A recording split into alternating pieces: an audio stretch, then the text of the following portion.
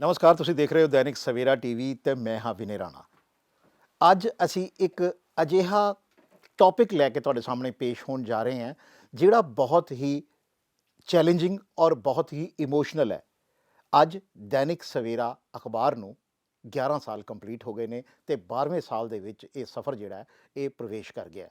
ਔਰ 11 ਸਾਲ ਦੇ ਵਿੱਚ ਦੈਨਿਕ ਸਵੇਰਾ ਨੇ ਕਿੰਨਾ ਮੁਸ਼ਕਿਲ ਦਾ ਕਿੰਨਾ ਚੈਲੰਜਿੰਗ ਦਾ ਸਾਹਮਣਾ ਕੀਤਾ ਹੈ, ਉਸ ਦੇ ਬਾਰੇ ਗੱਲ ਕਰਨ ਦੇ ਲਈ ਸਾਡੇ ਨਾਲ ਪਹਿਲੇ ਦਿਨ ਤੋਂ ਜਿਹੜੇ ਦੈਨਿਕ ਸਵੇਰਾ ਦੇ ਨਾਲ ਜੁੜੇ ਵਰਿਸ਼ਠ ਪੱਤਰਕਾਰ ਔਰ ਇੱਥੇ ਵੀ ਦੈਨਿਕ ਸਵੇਰਾ ਦੇ ਵਿੱਚ ਵੀ ਦੈਨਿਕ ਸਵੇਰਾ ਪਰਿਵਾਰ ਦੇ ਵਿੱਚ ਵੀ ਇਹ ਸਪੈਸ਼ਲ ਕੋਰਸਪੋਂਡੈਂਟ ਨੇ ਅਸ਼ੋਕ ਅਨੁਜ।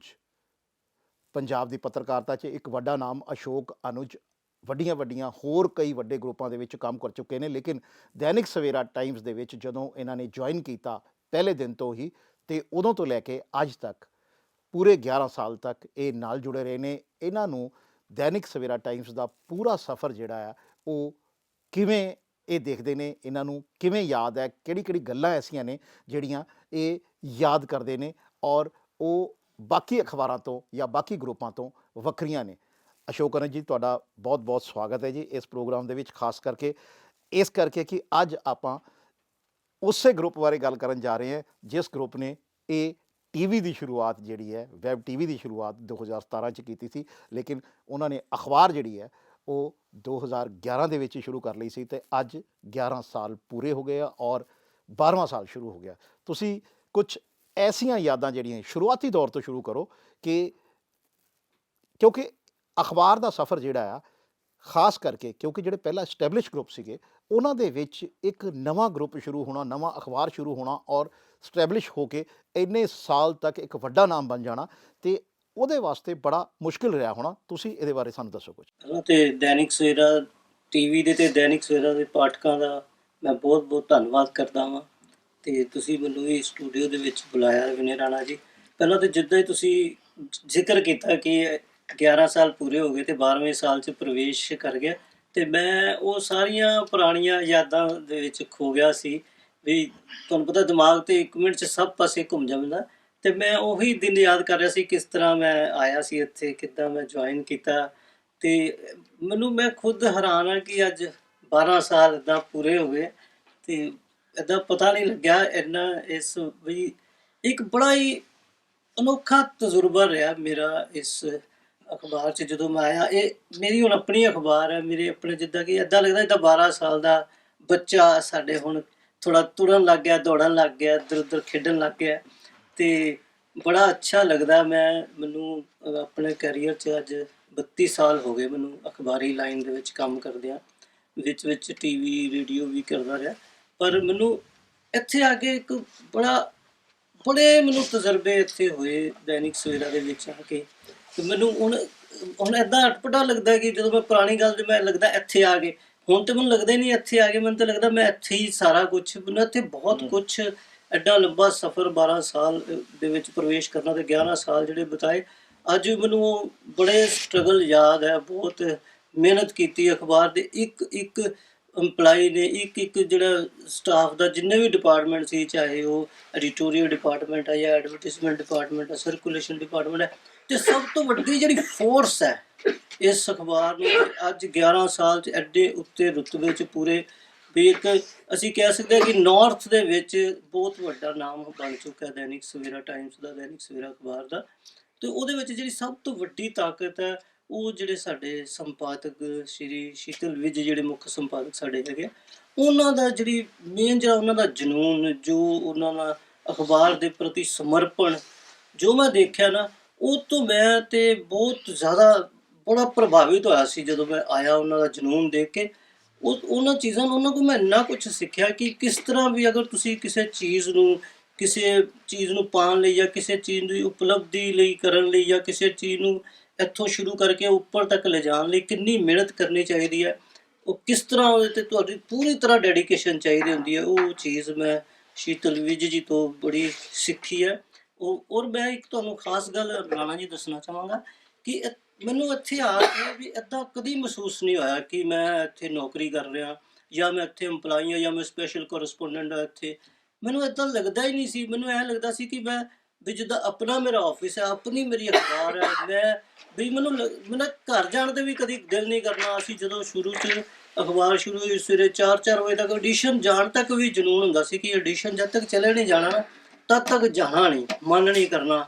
ਤੇ ਜਦੋਂ ਮੈਂ ਆਇਆ ਇੱਥੇ ਚੇਤਨ ਸ਼ਾਰਦਾ ਜੀ ਹੁੰਦੇ ਸੀ ਨਿਊਜ਼ ਐਡੀਟਰ, ਉਹਨਾਂ ਨੇ ਵੀ ਆਪਣੀ ਬੜੀ ਬਹੁਤ ਮਿਹਨਤ ਲਾਈ ਸੀ ਅਖਬਾਰ ਦੇ ਲਈ। ਉਹਨਾਂ ਦਾ ਬੜਾ ਤਜਰਬਾ ਸੀ। ਤੇ ਮੈਂ ਵੀ ਵੱਡੇ ਵੱਡੇ ਗਰੁੱਪਾਂ 'ਚ ਕੰਮ ਕਰਕੇ ਆਇਆ ਸੀ। ਤੇ ਜਦੋਂ ਮੈਂ ਦੈਨਿਕ ਸਵੇਰਾ ਜਦੋਂ ਇੱਕ ਨਵਾਂ ਬ੍ਰਾਂਡ ਸੀ ਔਰ ਇੱਕ ਕਿਉਂਕਿ ਸ਼ੀਤਲ ਵਿੱਚ ਜੀ ਇੰਡਸਟਰੀਲਿਸਟ ਹੈ, ਉਹਨਾਂ ਦੇ ਸ਼ੀਤਲ ਦੇ ਕੰਬਲ ਸਾਰੇ ਤੁਹਾਨੂੰ ਪਤਾ ਵਰਲਡ ਦੇ ਵਿੱਚ ਮਸ਼ਹੂਰ ਹੈ।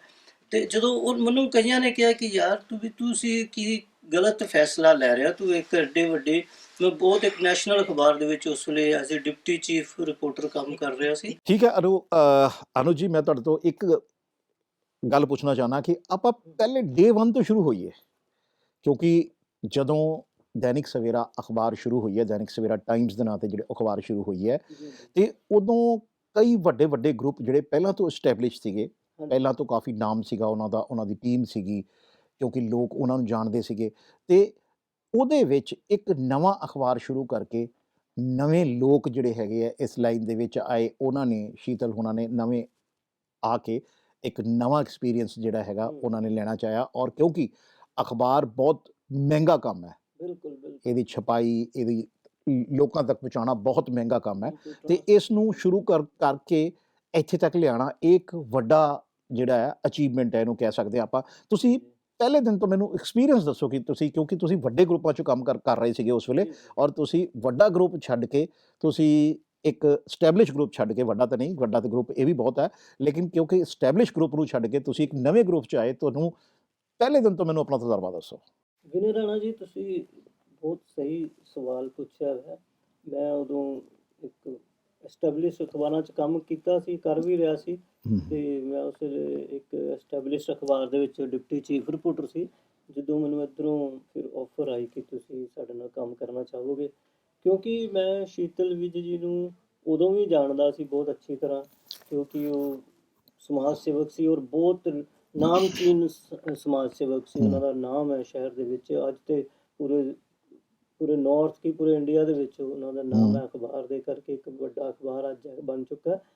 ਤੇ ਉਦੋਂ ਮੈਂ ਉਹਨਾਂ ਨੂੰ, ਕਿਉਂਕਿ ਸਮਾਜ ਸੇਵਾ ਦੇ ਕੰਮਾਂ 'ਚ ਬਹੁਤ ਅੱਗੇ ਚੜ੍ਹ ਕੇ, ਖਾਸ ਕਰਕੇ ਧਾਰਮਿਕ ਕਾਰਿਆਕ੍ਰਮਾਂ ਦੇ ਵਿੱਚ ਇਹਨਾਂ ਨੂੰ ਮੈਂ ਬੜਾ ਦੇਖਿਆ ਸੀ, ਬੜਾ ਜਨੂੰਨ ਦੇਖਿਆ। ਰਾਤੀ ਕਈ ਵਾਰੀ ਮੈਂ ਇਹਨਾਂ ਨੂੰ ਦੇਖਦਾ ਹੋਣਾ ਸੀ, 1-1 2-2 ਵਜੇ ਤੱਕ ਵੀ ਕਈ ਵਾਰੀ ਮੈਂ ਕਿਤੇ ਆਉਣਾ ਤੇ ਪਤਾ ਲੱਗਣਾ ਕਿ ਅੱਜ ਉੱਧਰ ਗਏ ਸੀ, ਫਲਾਣੇ ਕਾਰਿਆਕ੍ਰਮ 'ਚ ਸੀ। ਤੇ ਉਹ ਜਿਹੜਾ ਮੈਂ ਜਨੂੰਨ ਇਹਨਾਂ ਦਾ ਸਮਾਜ ਸੇਵਾ ਦੇ ਵਿੱਚ ਦੇਖਿਆ, ਇਹਨਾਂ ਦੇ ਸ਼ੀਤਲ ਫਾਈਬਰ ਕਰਕੇ ਜਿਹੜਾ ਇਹਨਾਂ ਦੇ ਸ਼ੀਤਲ ਦੇ ਕੰਬਲ ਹੈ ਉਹ ਵਰਲਡ ਲੈਵਲ 'ਤੇ ਮਸ਼ਹੂਰ ਹੈ, ਤਾਂ ਐਡੇ ਫੇਮਸ ਹੈ। ਲੋਕੀ ਆਪਣੇ ਵਿਆਹਾਂ ਦੇ ਵਿੱਚ ਚਾਹੁੰਦੇ ਆ ਕਿ ਇਹਨਾਂ ਦੇ ਕੰਬਲ ਇਸਤੇਮਾਲ ਕੀਤੇ ਹਨ। ਤਾਂ ਮੈਨੂੰ ਲੱਗਦਾ ਸੀ ਕਿ ਇੱਕ ਇੰਡਸਟਰੀਲਿਸਟ ਨੇ ਜਦੋਂ ਆਪਣੀ ਇੰਡਸਟਰੀ ਨੂੰ ਇੰਨਾ ਬੂਸਟ ਕੀਤਾ, ਇੰਨਾ ਚਲਾਇਆ, ਇੰਨਾ ਇੱਕ ਬਹੁਤ ਵੱਡੇ ਲੈਵਲ 'ਤੇ ਪਹੁੰਚਾਇਆ। ਸਮਾਜ ਸੇਵਾ ਦੇ ਵਿੱਚ ਵੀ ਇਹਨਾਂ ਦਾ ਨਾਮ ਸੀ, ਨਾਮ ਹੈਗਾ, ਅੱਜ ਵੀ ਹੈ ਵੈ, ਧਾਰਮਿਕ ਕੰਮਾਂ 'ਚ ਬਹੁਤ ਅੱਗੇ ਹੈ। ਤੇ ਮੈਨੂੰ ਲੱਗਦਾ ਸੀ ਕਿ ਜੋ ਸ਼ਖਸ ਹਰ ਫੀਲਡ ਦੇ ਵਿੱਚ ਮਿਹਨਤ ਕਰਨਾ ਜਾਣਦੇ ਆ, ਜਨੂੰਨ ਨਾਲ ਕੰਮ ਕਰਨਾ ਜਾਣਦੇ ਆ, ਸਮਰਪਣ ਨਾਲ ਕੰਮ ਕਰਨਾ ਜਾਣਦੇ ਆ, ਉਹ ਅਖਬਾਰ ਲਈ ਵੀ ਓਨਾ ਹੀ ਕੰਮ ਕਰਨਗੇ ਤੇ ਉਸੇ ਲੈਵਲ 'ਤੇ ਜ਼ਰੂਰ ਲੈ ਕੇ ਜਾਣਗੇ। ਤੇ ਜਦੋਂ ਮੈਨੂੰ ਫਿਰ ਅਪਰੋਚ ਕੀਤਾ ਗਿਆ, ਜਦੋਂ ਮੈਨੂੰ ਆਫਰ ਆਈ ਕਿ ਤੁਸੀਂ ਸਾਡੇ ਨਾਲ ਕੰਮ ਕਰਨਾ ਚਾਹੋਗੇ, ਤੇ ਮੈਂ ਜ਼ਿਆਦਾ ਨਹੀਂ ਸੋਚਿਆ ਕਿ ਬਈ ਮੈਂ ਸੋਚਾਂ, ਕੈਲਕੂਲੇਟ ਕਰਾਂ ਕੀ ਹੋਏਗਾ, ਕਿਸ ਤਰ੍ਹਾਂ ਹੋਏਗਾ। ਮੈਨੂੰ ਲੱਗਿਆ ਕਿ ਨਹੀਂ, ਇਹਨਾਂ ਦੇ ਨਾਲ ਕੰਮ ਕਰਨਾ ਚਾਹੀਦਾ। ਤੇ ਕਿਉਂਕਿ ਇਹਨਾਂ ਕੋਲ ਸਮਾਜ ਸੇਵਾ ਵੀ ਸਿੱਖਣ ਨੂੰ ਮਿਲੇਗੀ, ਧਰਮ ਦੇ ਕੰਮਾਂ 'ਚ ਵੀ ਰੁਚੀ ਆਏਗੀ, ਤੇ ਉਸ ਤੋਂ ਇਲਾਵਾ ਵੀ ਜਦੋਂ ਇੱਕ ਇੰਡਸਟਰੀਲਿਸਟ ਦੀ ਸੋਚ ਹੋਰ ਵੀ ਵਧੀਆ ਹੁੰਦੀ ਹੈ ਕਿ ਕਿਸ ਤਰ੍ਹਾਂ ਅੱਗੇ ਵਧਣਾ ਵਾ। ਤੇ ਬਸ ਉਸੇ ਚੀਜ਼ ਨੂੰ ਲੈ ਕੇ ਫਿਰ ਮੈਂ ਇੱਥੇ ਆਇਆ। ਮੈਂ ਡਿਪਟੀ ਚੀਫ ਰਿਪੋਰਟਰ ਦੀ ਪੋਸਟ ਤੋਂ ਰਿਜ਼ਾਈਨ ਕਰਕੇ ਇੱਕ ਐਸਟੈਬਲਿਸ਼ ਅਖਬਾਰ ਨੂੰ ਛੱਡ ਕੇ, ਤੇ ਕਿਉਂਕਿ ਜਦੋਂ ਜਿਹੜੀ ਅਖਬਾਰ ਮੈਂ ਛੱਡ ਕੇ ਆਇਆ ਸੀ ਉਹਦੇ 'ਚ ਵੀ ਵੈਰੀ ਫਸਟ ਡੇ ਤੋਂ ਮੈਂ ਕੰਮ ਕਰ ਰਿਹਾ ਸੀ। ਉਹਨਾਂ ਲਈ ਵੀ ਪੂਰੇ ਜਨੂੰਨ ਨਾਲ ਕੰਮ ਕੀਤਾ ਸੀ ਅਸੀਂ। ਤੇ ਕੰਮ ਕਰਨਾ, ਕਿਉਂਕਿ ਜਦੋਂ ਤੁਸੀਂ ਕੋਈ ਵੀ ਪੇਸ਼ਾ ਅਪਣਾਉਂਦੇ ਹੋ, ਕੋਈ ਵੀ ਤੁਸੀਂ ਨਾ ਕੰਮ ਕਰਦੇ ਹੋ, ਉਹ ਆਪਣੀ ਚੁਆਇਸ ਨਾਲ ਜਿਹੜਾ ਤੁਸੀਂ ਆਪ ਚੁਣਦੇ ਹੋ ਕਿ ਮੈਂ ਕੰਮ ਕਰਨਾ ਵਾ, ਫਿਰ ਉਹਦੇ 'ਚ ਤੁਸੀਂ ਕਦੀ ਕੰਪਰੋਮਾਈਜ਼ ਨਹੀਂ ਕਰਦੇ ਹੋ। ਜਿਹੜਾ ਬੰਦਾ ਇਹ ਸੋਚ ਕੇ ਆਪਣੇ ਕੰਮ ਨੂੰ ਕਰਦਾ ਵਾ ਨਾ, ਉਹ ਹਮੇਸ਼ਾ ਸਫਲਤਾ ਪ੍ਰਾਪਤ ਕਰਦਾ। ਤੇ ਇਹੀ ਚੀਜ਼ ਸ਼ੀਤਲ ਵਿਜ ਜੀ ਦੀ ਵੀ ਸੀ। ਉਹ ਮੁੱਖ ਸੰਪਾਦਕ ਹੈ ਅਖਬਾਰ ਦੇ, ਤੇ ਉਹਨਾਂ ਨੇ ਆਪ ਚੁਣਿਆ ਕਿ ਮੈਂ ਅਖਬਾਰ ਸ਼ੁਰੂ ਕਰਨੀ ਹੈ। ਤੇ ਜਿਹਨੇ ਆਪ ਚੁਣ ਲਿਆ ਕਿ ਮੈਂ ਅਖਬਾਰ ਸ਼ੁਰੂ ਕਰਨੀ, ਤੇ ਫਿਰ ਉਹ ਕਦੀ ਸਮਝੌਤਾ ਨਹੀਂ ਫਿਰ ਕਰਦਾ, ਫਿਰ ਉਹ ਬੰਦਾ ਕਹਿੰਦਾ ਕਿ ਮੈਂ ਇਹਨੂੰ ਬ੍ਰਾਂਡ ਬਣਾਉਣਾ ਹੀ ਹੈ। ਤੇ ਉਹ ਚੀਜ਼ ਅੱਜ ਸਭ ਦੇ ਸਾਹਮਣੇ ਆ। ਅੱਜ 11 ਸਾਲ ਹੋ ਗਏ ਤੇ ਦੇਖ ਲਓ ਅੱਜ ਅਖਬਾਰ ਕਿੱਥੇ ਹੈ। ਜਿੱਥੇ ਅਖਬਾਰ ਨੂੰ ਨਹੀਂ ਪਤਾ, ਉਹਨੂੰ ਸੋਸ਼ਲ ਮੀਡੀਆ 'ਚ ਵੀ ਤੁਸੀਂ ਦੇਖਦੇ ਹੋ, ਤੁਸੀਂ ਹਰ ਜਗ੍ਹਾ ਦੇਖਦੇ ਹੋ, ਡਿਜੀਟਲ ਮੀਡੀਆ 'ਚ ਵੀ ਹੈ। ਤੇ ਮੈਨੂੰ ਇਸ ਕਰਕੇ ਫਿਰ ਮੈਨੂੰ ਪਹਿਲੇ ਦਿਨ ਤੋਂ ਹੀ ਇਹ ਤਜਰਬਾ ਬੜਾ ਅੱਛਾ ਲੱਗਿਆ ਕਿ ਮੈਂ ਸ਼ੀਤਲ ਵਿਜ ਦੇ ਨਾਲ ਕੰਮ ਕਰਨ ਜਾ ਰਿਹਾ ਹਾਂ। ਤੇ ਮੈਨੂੰ ਅੱਛਾ ਤਜਰਬਾ ਹੋਏਗਾ, ਮੇਰੇ ਮਨ 'ਚ ਸੀ। ਈਵਨ ਮੈਨੂੰ ਨਾ ਕਈਆਂ ਨੇ ਰੋਕਿਆ ਕਿ ਯਾਰ ਤੁਸੀਂ ਇੱਕ ਐਡਾ ਵੱਡਾ ਬ੍ਰਾਂਡ ਛੱਡ ਕੇ ਇੱਕ ਨਵੇਂ ਬ੍ਰਾਂਡ ਦੇ ਵਿੱਚ ਜਾ ਰਹੇ ਹੋ, ਕੱਲ ਨੂੰ ਕੋਈ ਪ੍ਰੋਬਲਮ ਆ ਗਈ, ਕੱਲ ਨੂੰ ਕੋਈ ਇਸ ਤਰ੍ਹਾਂ ਦੀ ਗੱਲ ਹੋਈ ਕਿ ਤੁਹਾਨੂੰ ਮੰਨ ਲਓ ਸਫਲਤਾ ਨਾ ਮਿਲੀ, ਇੱਕ ਚਾਂਸ ਲੈ ਕੇ ਚੱਲੋ 1%, ਤੇ ਫਿਰ ਅੱਗੋਂ ਤੁਹਾਡਾ ਕਰੀਅਰ ਤੇ ਕੀ ਅਸਰ ਪਏਗਾ ਇਸ ਚੀਜ਼ ਦਾ। ਤੇ ਮੇਰੇ ਉਹ ਮਨ 'ਚ ਸੀ। ਇਹ ਅੱਗੇ ਜਾ ਕੇ ਆਪਾਂ ਗੱਲਾਂ ਸ਼ੇਅਰ ਕਰਾਂਗੇ।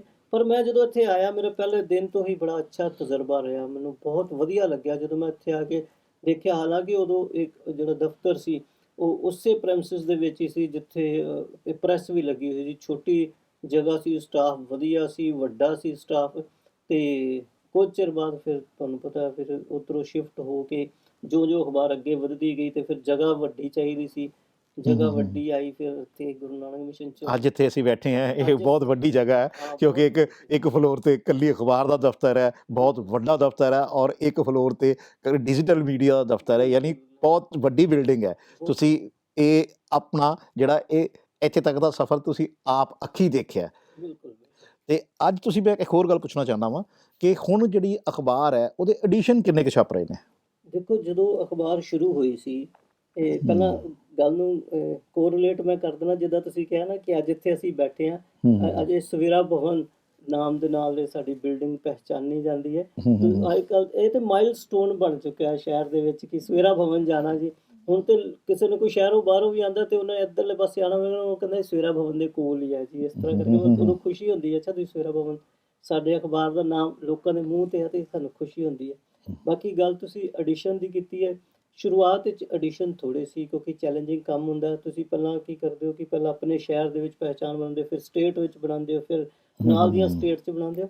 ਤੇ ਸ਼ੁਰੂਆਤ 'ਚ ਐਡੀਸ਼ਨ ਘੱਟ ਸੀ, ਪਰ ਅੱਜ ਸਾਡੇ 27 ਐਡੀਸ਼ਨ ਛਪ ਰਹੇ ਆ। ਪੰਜਾਬ, ਹਰਿਆਣਾ, ਹਿਮਾਚਲ, ਜੰਮੂ ਕਸ਼ਮੀਰ, ਦਿੱਲੀ, ਤੇ ਇਹਨਾਂ ਦੇ ਅਲੱਗ-ਅਲੱਗ, ਜਿੱਦਾਂ ਤੁਸੀਂ ਜਲੰਧਰ 'ਚ ਹੈ ਤੇ ਤੁਹਾਨੂੰ ਜਲੰਧਰ ਸਵੇਰਾ ਦਾ ਐਡੀਸ਼ਨ ਮਿਲੇਗਾ, ਕਪੂਰਥਲਾ ਸਵੇਰਾ 'ਚ ਮਿਲੇਗੀ, ਅੰਮ੍ਰਿਤਸਰ ਸਵੇਰਾ, ਫਗਵਾੜਾ ਸਵੇਰਾ, ਲੁਧਿਆਣਾ ਸਵੇਰਾ। ਇਸ ਤਰ੍ਹਾਂ ਕਰਕੇ ਸਾਡੇ ਕੋਲ 27 ਐਡੀਸ਼ਨ ਤੇ ਹੈ ਹੀ ਹੈ। ਜੰਮੂ ਕਸ਼ਮੀਰ ਜਾਂਦੀ ਹੈ, ਹਰਿਆਣੇ ਦੇ ਕਈ ਐਡੀਸ਼ਨ ਹੈ, ਹਿਮਾਚਲ 'ਚ ਐਡੀਸ਼ਨ ਹੈ, ਤੇ ਇਸ ਤਰ੍ਹਾਂ ਕਰਕੇ 27 ਐਡੀਸ਼ਨ ਹੈਗੇ ਜਿਹੜੇ ਤੁਸੀਂ ਸਾਡੇ ਈ ਪੇਪਰ ਦੇ ਮਾਧਿਅਮ ਦੇ ਨਾਲ ਤੁਸੀਂ ਚੈੱਕ ਕਰ ਸਕਦੇ ਹੋ। ਕਿਹੜਾ ਐਡੀਸ਼ਨ, ਜਿੱਥੇ ਤੁਸੀਂ ਕਿਤੇ ਵੀ ਬੈਠੇ ਹੋ, ਕਿ ਵਿੱਚ ਦੁਨੀਆ ਦੇ ਕਿਸੇ ਵੀ ਕੋਨੇ 'ਚ ਬੈਠੇ ਹੋ, ਤੁਸੀਂ ਸਵੇਰਾ ਈ ਪੇਪਰ ਕਰਕੇ ਉੱਤੇ ਸਰਚ ਕਰਕੇ ਆਪਣੇ ਸ਼ਹਿਰ ਦੀ ਖਬਰ ਪੜ੍ਹ ਸਕਦੇ ਹੋ। ਮੈਂ ਤੁਹਾਡੇ ਤੋਂ ਨਾ, ਕਿਉਂਕਿ ਆਪਾਂ ਕਾਫੀ ਦੇਰ ਤੱਕ ਇਕੱਠੇ ਵੀ ਕੰਮ ਕੀਤਾ ਹੈ, ਇਸੇ ਫੀਲਡ ਦੇ ਵਿੱਚ ਇਕੱਠੇ ਕੰਮ ਕੀਤਾ, ਅਖਬਾਰ ਦੇ ਵਿੱਚ ਇਕੱਠੇ ਕੰਮ ਕੀਤਾ, ਤੇ ਮੈਂ ਕਿਉਂਕਿ ਮੈਂ ਵੀ ਵੱਡੇ ਗਰੁੱਪਾਂ ਦੇ ਨਾਲ ਕੰਮ ਕਰਕੇ ਆਇਆ, ਤੇ ਮੈਂ ਤੁਹਾਡੇ ਕੋਲ ਸਿਰਫ ਇੱਕ ਇਹ ਚੀਜ਼ ਪੁੱਛਣਾ ਚਾਹੁੰਦਾ, ਕਿਉਂਕਿ ਸ਼ੀਤਲ ਵੀਰ ਜੀ ਵਪਾਰੀ ਸੀਗੇ। ਜੀ ਵਪਾਰੀ ਲਈ ਸਮਾਜ ਸੇਵਾ ਕਰਨਾ ਸੌਖਾ ਹੈ। ਜੀ ਸਮਾਜ ਸੇਵਾ, ਤਕਰੀਬਨ ਜਿਹੜੇ ਵਪਾਰੀ ਹੈਗੇ ਸਮਾਜ ਸੇਵਾ ਨਾਲ ਜੁੜੇ ਹੁੰਦੇ ਆ। ਇਹ ਠੀਕ ਹੈ ਕਿ ਕਿਉਂਕਿ ਧਾਰਮਿਕ ਸੰਸਥਾਵਾਂ ਨਾਲ ਜੁੜੇ ਨੇ, ਇਸ ਕਰਕੇ ਧਾਰਮਿਕ ਵੀ ਨੇ ਔਰ ਸਮਾਜਿਕ ਵੀ ਨੇ, ਤੇ ਕਈ ਸੰਸਥਾਵਾਂ ਇੱਦਾਂ ਦੀਆਂ ਨੇ ਜਿਨ੍ਹਾਂ ਦੇ ਇਹ ਮੁਖੀਆ ਨੇ। ਤੇ ਜਦੋਂ ਐਡੀਟੋਰੀਅਲ 'ਚ ਆਏ, ਕਿਉਂਕਿ ਬਿਲਕੁਲ ਡਿਫਰੈਂਟ ਹੈ, ਦੋਨੋਂ ਚੀਜ਼ਾਂ ਬਿਲਕੁਲ ਡਿਫਰੈਂਟ ਨੇ, ਤੇ ਉਦੋਂ ਤੁਹਾਨੂੰ ਕੀ ਲੱਗਾ ਇੱਥੇ ਤੁਸੀਂ ਜਦੋਂ ਆਏ ਉਹ ਬਾਕੀ ਵਾਲਿਆਂ ਨਾਲ ਕੀ ਫਰਕ ਮਹਿਸੂਸ ਕੀਤਾ?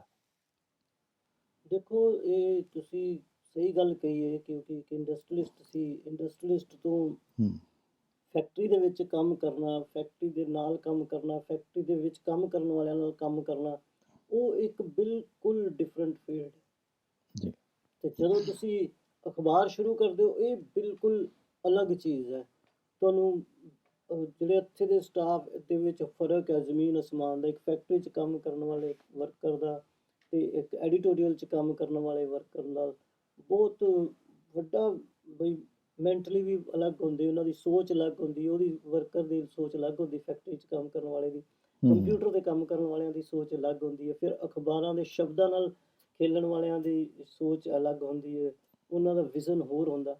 ਤੇ ਇਹ ਵਾਕਈ ਮੈਨੂੰ ਲੱਗਿਆ ਸੀ ਕਿ ਬਈ ਇਹ ਸ਼ੀਤਲ ਵੀਰ ਜੀ, ਕਿਉਂਕਿ ਉਹਨਾਂ ਦੀ ਸੋਚ, ਕਿਉਂਕਿ ਜਿਹੜਾ ਅਖਬਾਰ ਸ਼ੁਰੂ ਕਰ ਰਿਹਾ ਉਹਦੀ ਸੋਚ ਕਿਸ ਤਰ੍ਹਾਂ ਦੀ ਹੈ, ਇਹ ਜ਼ਿਆਦਾ ਡਿਪੈਂਡ ਕਰਦਾ ਹੈ।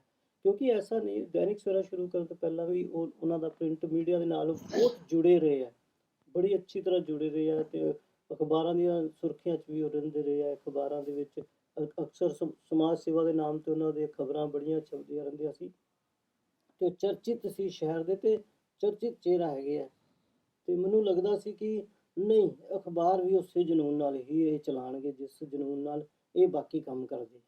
ਤੇ ਉਹਨਾਂ ਨੇ ਵਾਕਈ ਬਹੁਤ ਐਕਸਪੈਰੀਮੈਂਟ ਕੀਤੇ ਇਸ ਅਖਬਾਰ ਦੇ ਵਿੱਚ ਵੀ, ਤੇ ਇਸ ਫੀਲਡ ਦੇ ਵਿੱਚ ਵੀ ਬੜੇ, ਮੈਂ ਕਿਹਾ ਬੜੀਆਂ ਚੀਜ਼ਾਂ ਤੁਹਾਨੂੰ ਮੈਂ ਅੱਗੇ ਸ਼ੇਅਰ ਕਰੂੰਗਾ ਕਿ ਕਿਸ ਕਿਸ ਤਰ੍ਹਾਂ ਨਾਲ ਅਸੀਂ ਇਸ ਚੀਜ਼ ਨੂੰ ਅੱਗੇ ਲੈ ਕੇ ਗਏ ਅਖਬਾਰ ਨੂੰ। ਤੁਸੀਂ ਇਹ ਦੱਸੋ ਕਿ ਜਦੋਂ ਸ਼ੁਰੂ ਦੇ ਵਿੱਚ ਤੁਸੀਂ ਅਖਬਾਰ ਸ਼ੁਰੂ ਕੀਤਾ, ਉਹਦੇ ਤੇ ਇੱਕ ਜਨਰਲ ਅਖਬਾਰ ਜਿੱਦਾਂ ਹੁੰਦਾ, ਕੋਈ ਸਪੈਸ਼ਲ ਕਾਲਮ ਨਹੀਂ ਹੁੰਦਾ, ਕੋਈ ਸਪੈਸ਼ਲ ਕੁਛ ਨਹੀਂ ਹੁੰਦਾ, ਕਿਉਂਕਿ ਇੱਕ ਤਾਂ ਨਵਾਂ ਤਜਰਬਾ ਸੀਗਾ। ਕਿਉਂਕਿ ਅਖਬਾਰ ਇੱਕ ਬੜਾ ਮਹਿੰਗਾ ਸਾਧਨ ਹੈ, ਬਹੁਤ ਮਹਿੰਗਾ ਸਾਧਨ ਹੈ ਅਖਬਾਰ।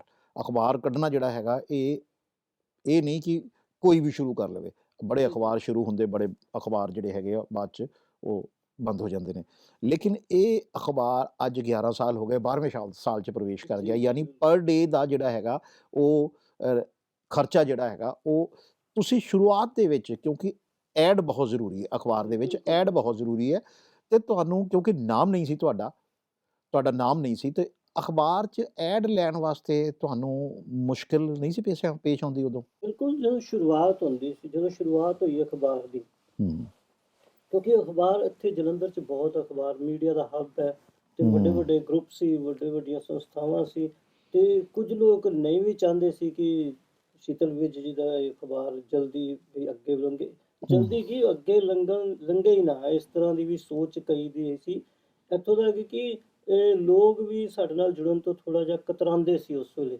ਐਡ ਦੇਣੀ ਤਾਂ ਦੂਰ ਦੀ ਗੱਲ ਹੈ, ਉਹ ਮਿਲਣ ਤੋਂ ਵੀ ਥੋੜ੍ਹਾ ਜਿਹਾ, ਪਤਾ ਨਹੀਂ ਕਿਉਂ, ਮੈਨੂੰ ਸਮਝ ਨਹੀਂ ਆਈ ਸੀ ਵੀ ਉਹ ਕਿਉਂ ਲੋਕ ਥੋੜ੍ਹਾ ਜਿਹਾ ਪਿੱਛੇ ਪਿੱਛੇ ਰਹਿੰਦੇ ਆ, ਜਾਂ ਉਹਨਾਂ ਨੂੰ ਲੱਗਦਾ ਸੀ ਕਿ ਪਤਾ ਨਹੀਂ ਵੀ ਇਸ ਗਰੁੱਪ ਨਾਲ ਜੁੜਾਂਗੇ ਤੇ ਬਾਕੀ ਗਰੁੱਪ ਨਾਲ ਕੁਝ ਇਤਰਾਜ਼ ਕਰਨ, ਜਾਂ ਇਸ ਤਰ੍ਹਾਂ ਦਾ ਮੈਨੂੰ ਲੱਗਦਾ, ਪਤਾ ਨਹੀਂ ਕੀ ਸੋਚ ਸੀ ਉਸ ਵੇਲੇ ਲੋਕਾਂ ਦੀ। ਪਰ ਸਾਨੂੰ ਥੋੜ੍ਹੀਆਂ ਜਿਹੀਆਂ ਮੁਸ਼ਕਲਾਂ ਆਈਆਂ, ਪਰ ਤੁਸੀਂ ਵਿਨੈ ਰਾਣਾ ਜੀ ਹੈਰਾਨ ਹੋ ਜਾਓਗੇ ਕਿ ਇਹ ਅਖਬਾਰ ਇੰਨੀ ਤੇਜ਼ੀ ਨਾਲ ਅੱਗੇ ਚੱਲੀ, ਇੰਨੀ ਤੇਜ਼ੀ ਨਾਲ ਇਹਦਾ ਸਫ਼ਰ ਨਿਕਲਿਆ, ਇਹਨੇ ਵੀ ਬਹੁਤ ਲੋਕਾਂ ਨੇ ਅਸੈਪਟ ਬੜੀ ਜਲਦੀ ਕੀਤਾ ਇਹਨਾਂ ਨੂੰ, ਤੇ ਮੈਨੂੰ ਬੜੀ ਖੁਸ਼ੀ ਹੁੰਦੀ ਹੈ। ਇਹ ਕਹਿਣ 'ਚ ਮੈਨੂੰ ਕੋਈ ਉਹ ਨਹੀਂ ਹੈਗੀ, ਅਤਿਸ਼ਯੋਕਤੀ ਨਹੀਂ ਹੈ ਕਿ ਵੀ ਇਹ, ਮੈਂ ਦੇਖੋ, ਮੈਂ ਜਲੰਧਰ ਦੀਆਂ ਆਲਮੋਸਟ ਸਾਰੀਆਂ ਵੱਡੀਆਂ ਅਖਬਾਰਾਂ 'ਚ ਕੰਮ ਕਰਕੇ ਆਇਆ। ਮੈਨੂੰ 1991 'ਚ ਮੈਂ ਆਪਣਾ ਕਰੀਅਰ ਸ਼ੁਰੂ ਕੀਤਾ ਸੀ, ਤੇ ਆਲਮੋਸਟ ਸਾਰੀਆਂ ਅਖਬਾਰਾਂ 'ਚ ਕੰਮ ਕੀਤਾ ਮੈਂ ਕਾਫੀ ਸਾਲ। ਇੱਦਾਂ ਨਹੀਂ ਕਿ ਵੀ 10 ਦਿਨ ਕੰਮ ਕੀਤਾ, ਕਾਫੀ ਸਮਾਂ ਮੈਂ ਅਖਬਾਰਾਂ ਹੂੰ, ਨਾਲ ਹੂੰ, ਕੰਮ ਹੂੰ, ਹੂੰ। ਕਰਕੇ ਆਇਆ।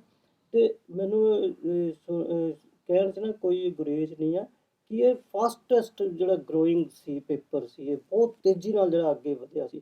ਤੁਸੀਂ ਹੈਰਾਨ ਹੋਵੋਗੇ ਕਿ ਇਹ ਜਨਵਰੀ ਦੇ ਵਿੱਚ, ਜਿੱਦਾਂ ਅੱਜ 11 ਜਨਵਰੀ ਹੈ, ਅੱਜ ਜਨਮ ਦਿਨ ਹੈ ਅਖਬਾਰ ਹੂੰ, ਦਾ, ਤੇ 11 ਜਨਵਰੀ ਨੂੰ ਜਦੋਂ 2012 'ਚ ਸ਼ੁਰੂ ਹੋਈ ਅਖਬਾਰ, ਤੇ ਤੁਸੀਂ ਦੇਖੋ ਵੀ ਅਕਤੂਬਰ ਨਵੰਬਰ 'ਚ ਦੀਵਾਲੀ ਸੀ, ਹੂੰ, ਔਰ ਪਹਿਲੇ ਸਾਲ ਦੇ ਵਿੱਚ ਇਹਨਾਂ ਨੇ ਰਿਕਾਰਡ ਤੋੜ ਐਡੀਸ਼ਨ ਛਪੇ ਸੀ। ਦੀਵਾਲੀ ਦੇ ਸਪਲੀਮੈਂਟ ਜਿਹੜੇ ਹੁੰਦੇ ਨਾ, ਜਿਹਦਾ ਲੋਕੀ ਅਕਸਰ ਅਖਬਾਰਾਂ ਦੇਖਦੇ ਆ, ਦੀਵਾਲੀ ਵਾਲੇ ਦਿਨ ਅਖਬਾਰ 'ਚ ਐਡ ਬਹੁਤ ਹੁੰਦੀ ਹੈ। ਇਹ 300 ਤੋਂ ਜ਼ਿਆਦਾ ਪੇਜਿਸ ਛਪੇ ਸੀ ਅਖਬਾਰ ਦੇ ਐਡ ਦੇ, 300 ਪੇਜ? 300 ਤੋਂ ਵੀ ਜ਼ਿਆਦਾ ਪੇਜ ਵੀ, ਸਾਰੇ ਐਡੀਸ਼ਨ ਬਣਾ ਕੇ ਵੀ, ਹੂੰ, ਇੰਨੀ ਹੂੰ, ਇੰਨੀ ਜ਼ਿਆਦਾ ਲੋਕਾਂ ਨੇ ਇੰਨੀ ਖੁੱਲ੍ਹ ਕੇ ਐਡ ਦਿੱਤੀ ਸੀ ਅਖਬਾਰ ਨੂੰ।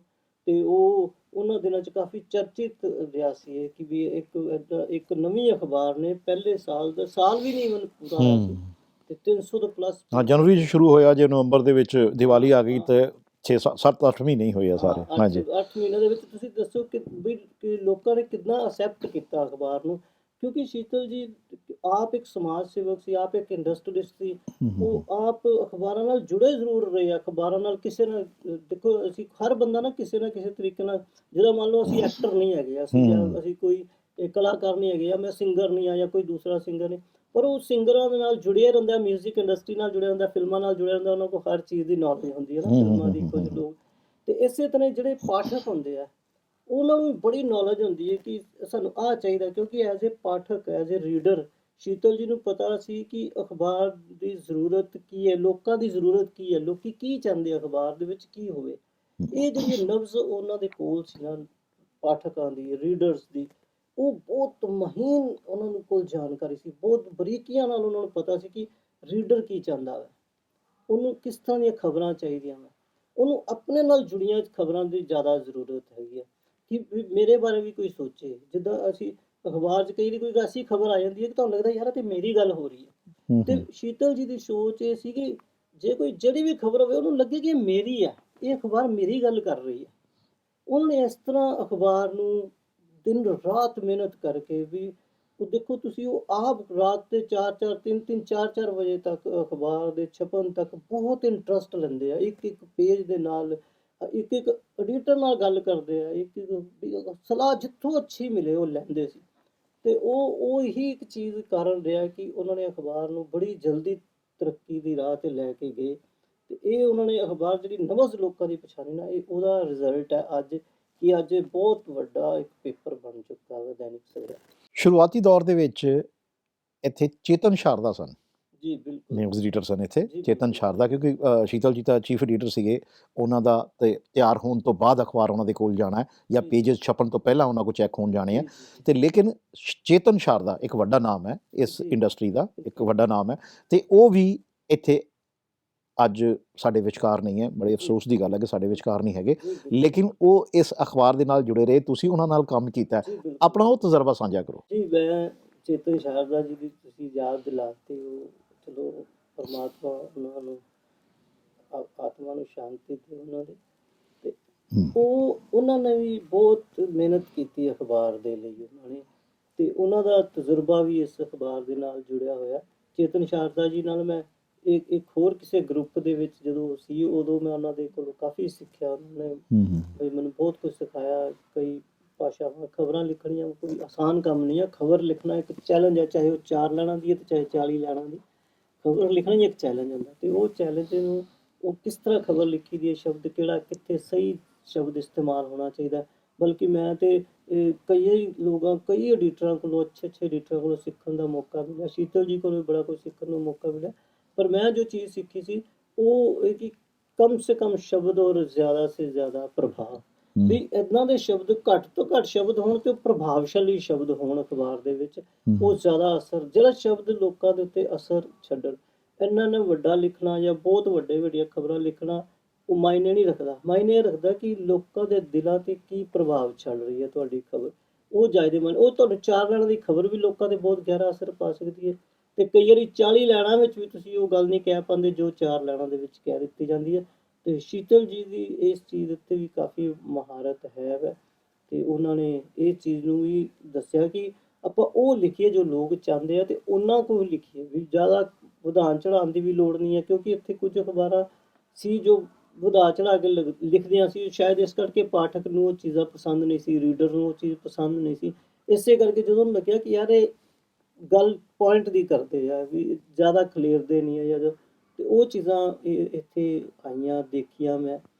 ਉਹ ਬਹੁਤ ਵਧੀਆ ਮੈਨੂੰ ਲੱਗਿਆ। ਤੇ ਚੇਤਨ ਸ਼ਾਰਦਾ ਜੀ ਨੈਚੁਰਲੀ, ਚੇਤਨ ਸ਼ਾਰਦਾ ਜੀ ਤੁਸੀਂ ਗੱਲ ਕੀਤੀ, ਕਿਤੇ ਨਾ ਕਿਤੇ ਉਹ ਚੀਜ਼ਾਂ ਉਹਨਾਂ ਨੇ ਇੱਥੇ ਜ਼ਰੂਰ ਐਸਟੈਬਲਿਸ਼ ਕੀਤੀਆਂ ਮੈਂ।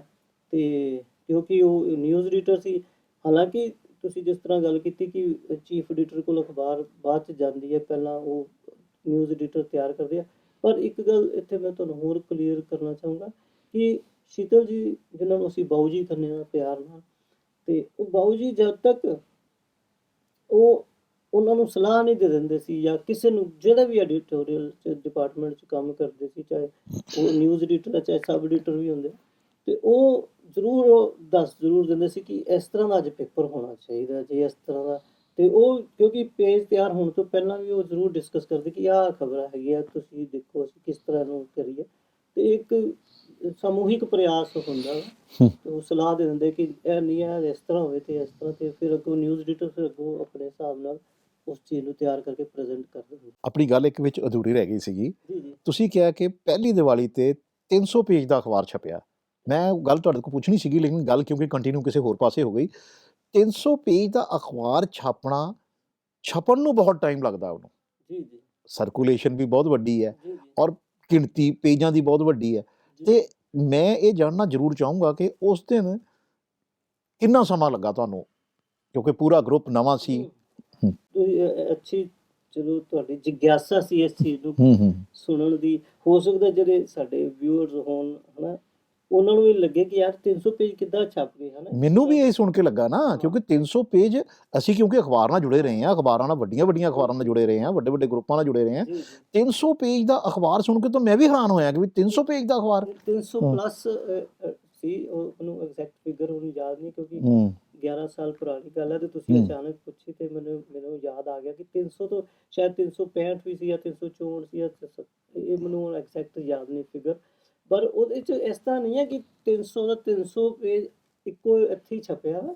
ਇਸ ਤਰ੍ਹਾਂ ਹੁੰਦਾ ਜਿੱਦਾਂ ਮੰਨ ਲਓ 60-70 ਪੇਜ ਕਿਸੇ ਹੋਰ ਸ਼ਹਿਰ ਦੇ ਆ, 50 ਪੇਜ ਕਿਸੇ ਹੋਰ ਦੇ, 40 ਕਿਸੇ ਹੋਰ ਦੇ, 30 ਹੋਰ ਹੈ, 20 ਹੋਰ ਹੈ, ਏਦਾਂ ਦਾ ਕਰਕੇ ਟੋਟਲ 300 ਪੇਜ। ਨਹੀਂ ਮੈਂ ਤੁਹਾਡੀ ਉਹ ਮੰਨ ਗਿਆ ਗੱਲ, ਮੈਂ ਉਹ ਗੱਲ ਮੰਨ ਗਿਆ, ਲੇਕਿਨ ਛਪਿਆ ਤਾਂ ਇੱਕੋ ਇੰਸਟੀਟਿਊਸ਼ਨ ਚੋਂ ਨਾ। ਹਾਂ ਇੱਕੋ ਟਾਈਮ ਕਿੰਨਾ ਲੱਗਾ? ਤੁਸੀਂ ਉਸ ਦਿਨ ਕੀ ਡੈਡੀਕੇਸ਼ਨ ਦੇਖੀ ਸਾਰਿਆਂ 'ਚ? ਉਸ ਦਿਨ ਇਹ ਸੀ ਕਿ ਇੱਕ ਤੇ ਇਹ ਬੜੀ ਖੁਸ਼ੀ ਸੀ ਕਿ ਸਾਰਿਆਂ ਦੀ ਕਿ ਇੰਨੇ ਜ਼ਿਆਦਾ ਪੇਜਸ ਸਾਨੂੰ ਐਡ ਦੇ ਇੰਨੇ ਜ਼ਿਆਦਾ ਮਿਲ ਰਹੇ ਹੈਗੇ ਆ। ਤੇ ਉਸ ਦਿਨ ਕਿਉਂਕਿ ਪੇਜਸ ਆਲਮੋਸਟ ਸਭ ਨੂੰ ਪਤਾ ਸੀ ਕਿ ਮੰਨ ਲਓ ਜਲੰਧਰ ਚੋਂ ਇੰਨੇ ਪੇਜ ਆਣੇ ਆ, ਜਾਂ 40 ਪੇਜ ਆ, ਜਾਂ 60 ਪੇਜ ਆ, ਜਾਂ ਲੁਧਿਆਣੇ ਤੋਂ ਇੰਨੇ ਆ ਰਹੇ ਆ, ਅੰਮ੍ਰਿਤਸਰ ਤੋਂ ਇੰਨੇ ਆ ਰਹੇ।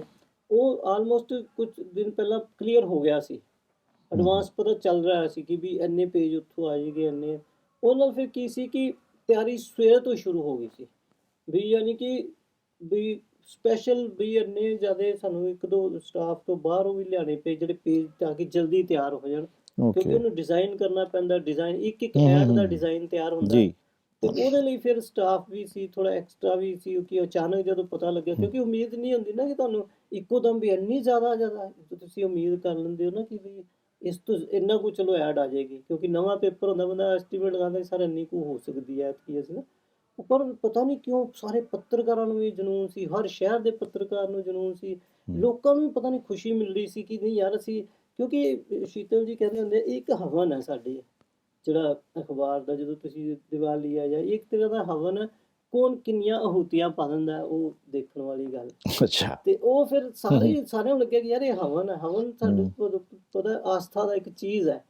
ਤੇ ਅਸੀਂ ਵੀ ਦੇਖੋ ਇਹ ਕਰਮ ਪੂਜਾ ਮੰਨਦੇ ਆਪਾਂ ਨਾ, ਕਾਮ ਹੀ ਪੂਜਾ ਹੈ। ਅਕਸਰ ਅਸੀਂ ਬਚਪਨ ਦੇ ਕਲਾਸਾਂ 'ਚ ਵੀ ਸ਼੍ਰੇਣੀ 'ਚ ਜਦੋਂ ਪ੍ਰਾਇਮਰੀ 'ਚ ਪੜ੍ਹਦੇ ਸੀ ਉਦੋਂ ਹੀ ਅਖਬਾਰਾਂ 'ਚ ਜਾਂ ਕਿਤੇ ਨਾ ਕਿਤੇ ਪੜ੍ਹਦੇ ਹੁੰਦੇ ਸੀ ਕਾਮ ਹੀ ਪੂਜਾ ਹੈ, ਵੀ ਉਹ ਕੰਮ ਨੂੰ ਜਿਹੜਾ ਪੂਜਾ ਮੰਨਦਾ ਆਪਣੀ ਬੰਦਾ। ਤੇ ਉਹ ਆਸਥਾ ਇੱਕ ਹਵਨ ਜਾਂ ਨਾਲ ਜੁੜਿਆ, ਹਵਨ ਜਿਹੜਾ ਆਸਥਾ ਨਾਲ ਜੁੜਿਆ ਸ਼ਬਦ ਹੈ। ਤੇ ਉਹ ਕਿਤੇ ਨਾ ਚੀਜ਼ ਆਪਣੇ ਆਪ 'ਚ ਆ ਜਾਂਦੀ ਕਿ ਨਹੀਂ ਯਾਰ ਮੈਂ ਵੀ ਯਾਰ ਕੁਝ ਕਰਾਂ ਆਪਣੀ ਅਖਬਾਰ ਲਈ, ਕਿਉਂਕਿ ਇਸ ਅਖਬਾਰ ਦੀ ਇੱਕ ਸਭ ਤੋਂ ਵੱਡੀ ਵਿਸ਼ੇਸ਼ਤਾ ਇਹ ਹੈ, ਇਹਨੂੰ ਪਰਿਵਾਰ ਲੋਕੀ ਸਮਝਦੇ ਆ। ਕਿਸੇ ਨੂੰ ਕੋਈ ਮੈਨੂੰ ਜਿੰਨੇ ਵੀ ਸਾਰੇ ਮਿਲਦੇ ਆ ਜਾਂ ਜਿਹੜੇ ਚਾਹੇ ਜਲੰਧਰ ਚਾਹੇ ਅੰਮ੍ਰਿਤਸਰ 'ਚ ਕੰਮ ਕਰਦੇ ਸਟਾਫ ਦਾ, ਉਹ ਦੇਖਦੇ ਆ ਵੀ ਉਹ ਆਪਣੀ ਅਖਬਾਰ ਸਮਝਦੇ ਆ ਕਿ ਇਹ ਮੇਰੀ ਅਖਬਾਰ ਹੈ, ਵੀ ਮੈਂ ਇੰਪਲਾਈ ਨਹੀਂ ਹੈ ਕਿ ਮੈਂ ਉਹਦੇ ਲਈ ਕੁਝ ਕਰਾਂ। ਬਸ ਉਹ ਜਿਹੜੇ ਕਰਨ ਦਾ ਹੀ ਜਨੂੰਨ ਸੀ ਨਾ, ਉਹਨੇ ਸਾਨੂੰ ਸ਼ਾਇਦ ਪਹਿਲੇ ਸਾਲ ਹੀ ਇੰਨੇ ਜ਼ਿਆਦਾ ਲੈਵਲ 'ਤੇ ਅਖਬਾਰ ਦੇ ਵਿੱਚ ਵੀ ਐਡ ਲਿਆਉਣ ਦੀ ਵੀ ਰਿਕਾਰਡ ਬਣਿਆ। ਉਹਦੇ ਲਈ ਕਿਸੇ ਫਿਰ ਦਿਨੇ ਜਿੱਦਾਂ ਮੰਨ ਲਓ ਜੇ ਕੋਈ ਹਿਮਾਚਲ ਦਾ ਜੰਮੂ ਕਸ਼ਮੀਰ ਦੇ ਪੇਜ ਹੈ, ਉਹ ਦਿਨ ਵੇਲੇ ਛਾਪੜੇ ਪਏ, ਪਰ ਉਹਦੇ ਵਿੱਚ ਡੈਡੀਕੇਸ਼ਨ ਤੇ ਸਾਰਿਆਂ ਦੀ ਸੀ। ਪਰ ਸਭ ਤੋਂ ਵੱਡੀ ਜਿਹੜੀ ਡੈਡੀਕੇਸ਼ਨ ਸੀ ਉਹ ਸ਼ੀਤਲ ਜੀ ਦੀ ਸੀ, ਜਿਹੜੇ ਸਵੇਰੇ ਅਰਲੀ ਤੋਂ ਲੈ ਕੇ ਅਗਲੇ ਦਿਨ ਸਵੇਰੇ ਸਾਰੇ ਜਦ ਤੱਕ ਐਡੀਸ਼ਨ ਜਲੰਧਰ ਜਲੰਧਰ ਸਭ ਤੋਂ ਲਾਸਟ ਤੇ ਐਡੀਸ਼ਨ ਛਪਦਾ, ਕਿਉਂਕਿ ਲੋਕਲ ਸ਼ਹਿਰ 'ਚ ਅਖਬਾਰ ਡਿਸਟਰੀਬਿਊਟ ਹੋਣੀ ਹੁੰਦੀ। ਤੇ ਉਹ ਸਵੇਰੇ 3-4 ਵਜੇ ਤੱਕ ਉਸ ਦਿਨ ਵੀ ਬਿਲਕੁਲ ਰਹੇ, ਜਦ ਤੱਕ ਕਿ ਸਾਰੇ ਪੇਜ ਰੈਡੀ ਹੋ ਕੇ ਇੱਥੋਂ ਨਿਕਲੇ ਨਹੀਂ, ਸਵੇਰ ਤੋਂ ਲੈ ਕੇ ਸ਼ਾਮ ਤੱਕ। ਉਹ ਮੈਂ ਦੇਖਿਆ ਜਨੂੰਨ। ਤੇ ਉਹ ਅੱਜ ਵੀ ਇਹ ਨਹੀਂ ਕਿ ਉਹ ਉਦੋਂ ਪਹਿਲੇ ਸਾਲ ਸੀ ਤੇ ਉਹ ਜਨੂੰਨ ਦਿਖਾਇਆ, ਅੱਜ ਦੇ ਦਿਨ 'ਚ ਵੀ, ਅੱਜ ਵੀ ਜਦੋਂ ਕੋਈ ਵੀ ਹੋਵੇ, ਬਾਊ ਜੀ ਤੁਹਾਡੇ ਲਈ ਹਰ ਵੇਲੇ ਅਵੇਲੇਬਲ ਰਹਿੰਦੇ ਆ। ਤੁਸੀਂ ਕਦੀ ਕੋਈ ਗੱਲ ਪੁੱਛਣੀ ਹੈ ਜਾਂ ਕਈ ਕੋਈ ਖਬਰ ਹੀ ਐਸੀ ਆ ਜਾਂਦੀ ਕਿ ਉਹਨਾਂ ਨੂੰ ਪੁੱਛਣਾ ਪੈਂਦਾ ਕਿ ਇਹਨੂੰ ਕਿੱਥੇ ਕਰਕੇ ਲਗਾਈਏ, ਕਿਸ ਤਰ੍ਹਾਂ ਲਗਾਈਏ, ਇਹ ਖਬਰ ਐਡੀ ਵੱਡੀ ਹੈ।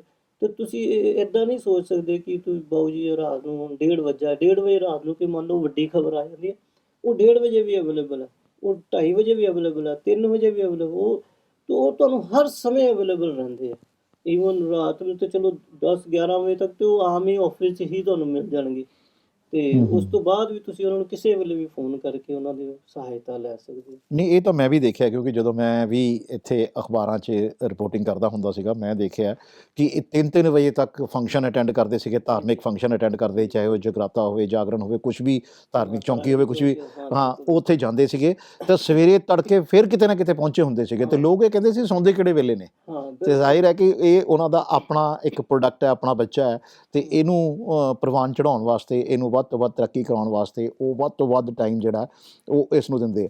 ਅੱਛਾ, ਇੱਕ ਹੋਰ ਅਨੁਜ ਜੀ, ਮੈਂ ਤੁਹਾਡੇ ਤੋਂ ਇੱਕ ਪੁੱਛਣਾ ਚਾਹੂੰਗਾ ਸਵਾਲ ਕਿ ਅਖਬਾਰਾਂ ਦੇ ਵਿੱਚ ਅਕਸਰ ਸਪੈਸ਼ਲ ਕਾਲਮਸ ਹੁੰਦੇ ਨੇ ਜੀ ਤੇ ਇਹਦੇ 'ਚ ਸ਼ੁਰੂ 'ਚ ਤਾਂ ਐਸਾ ਕੁਛ ਮੈਂ ਨਹੀਂ ਸੀ ਦੇਖਿਆ, ਲੇਕਿਨ ਬਾਅਦ 'ਚ ਕੀ ਤੁਸੀਂ ਕੁਛ ਐਡੀਸ਼ਨ ਕੀਤਾ ਜਿਹਦੇ ਤੋਂ ਲੋਕਾਂ ਨੂੰ ਲੱਗਾ ਕਿ ਨਹੀਂ ਯਾਰ ਇਹ ਤਾਂ ਵਾਕਈ ਇੱਕ ਨਵੀਂ ਚੀਜ਼ ਪੇਸ਼ ਕੀਤੀ ਹੈ? ਹਾਂ ਬਿਲਕੁਲ, ਤੁਸੀਂ ਬਹੁਤ ਇੱਕ ਵਾਜਿਬ ਗੱਲ ਪੁੱਛੀ ਹੈਗੀ ਹੈ।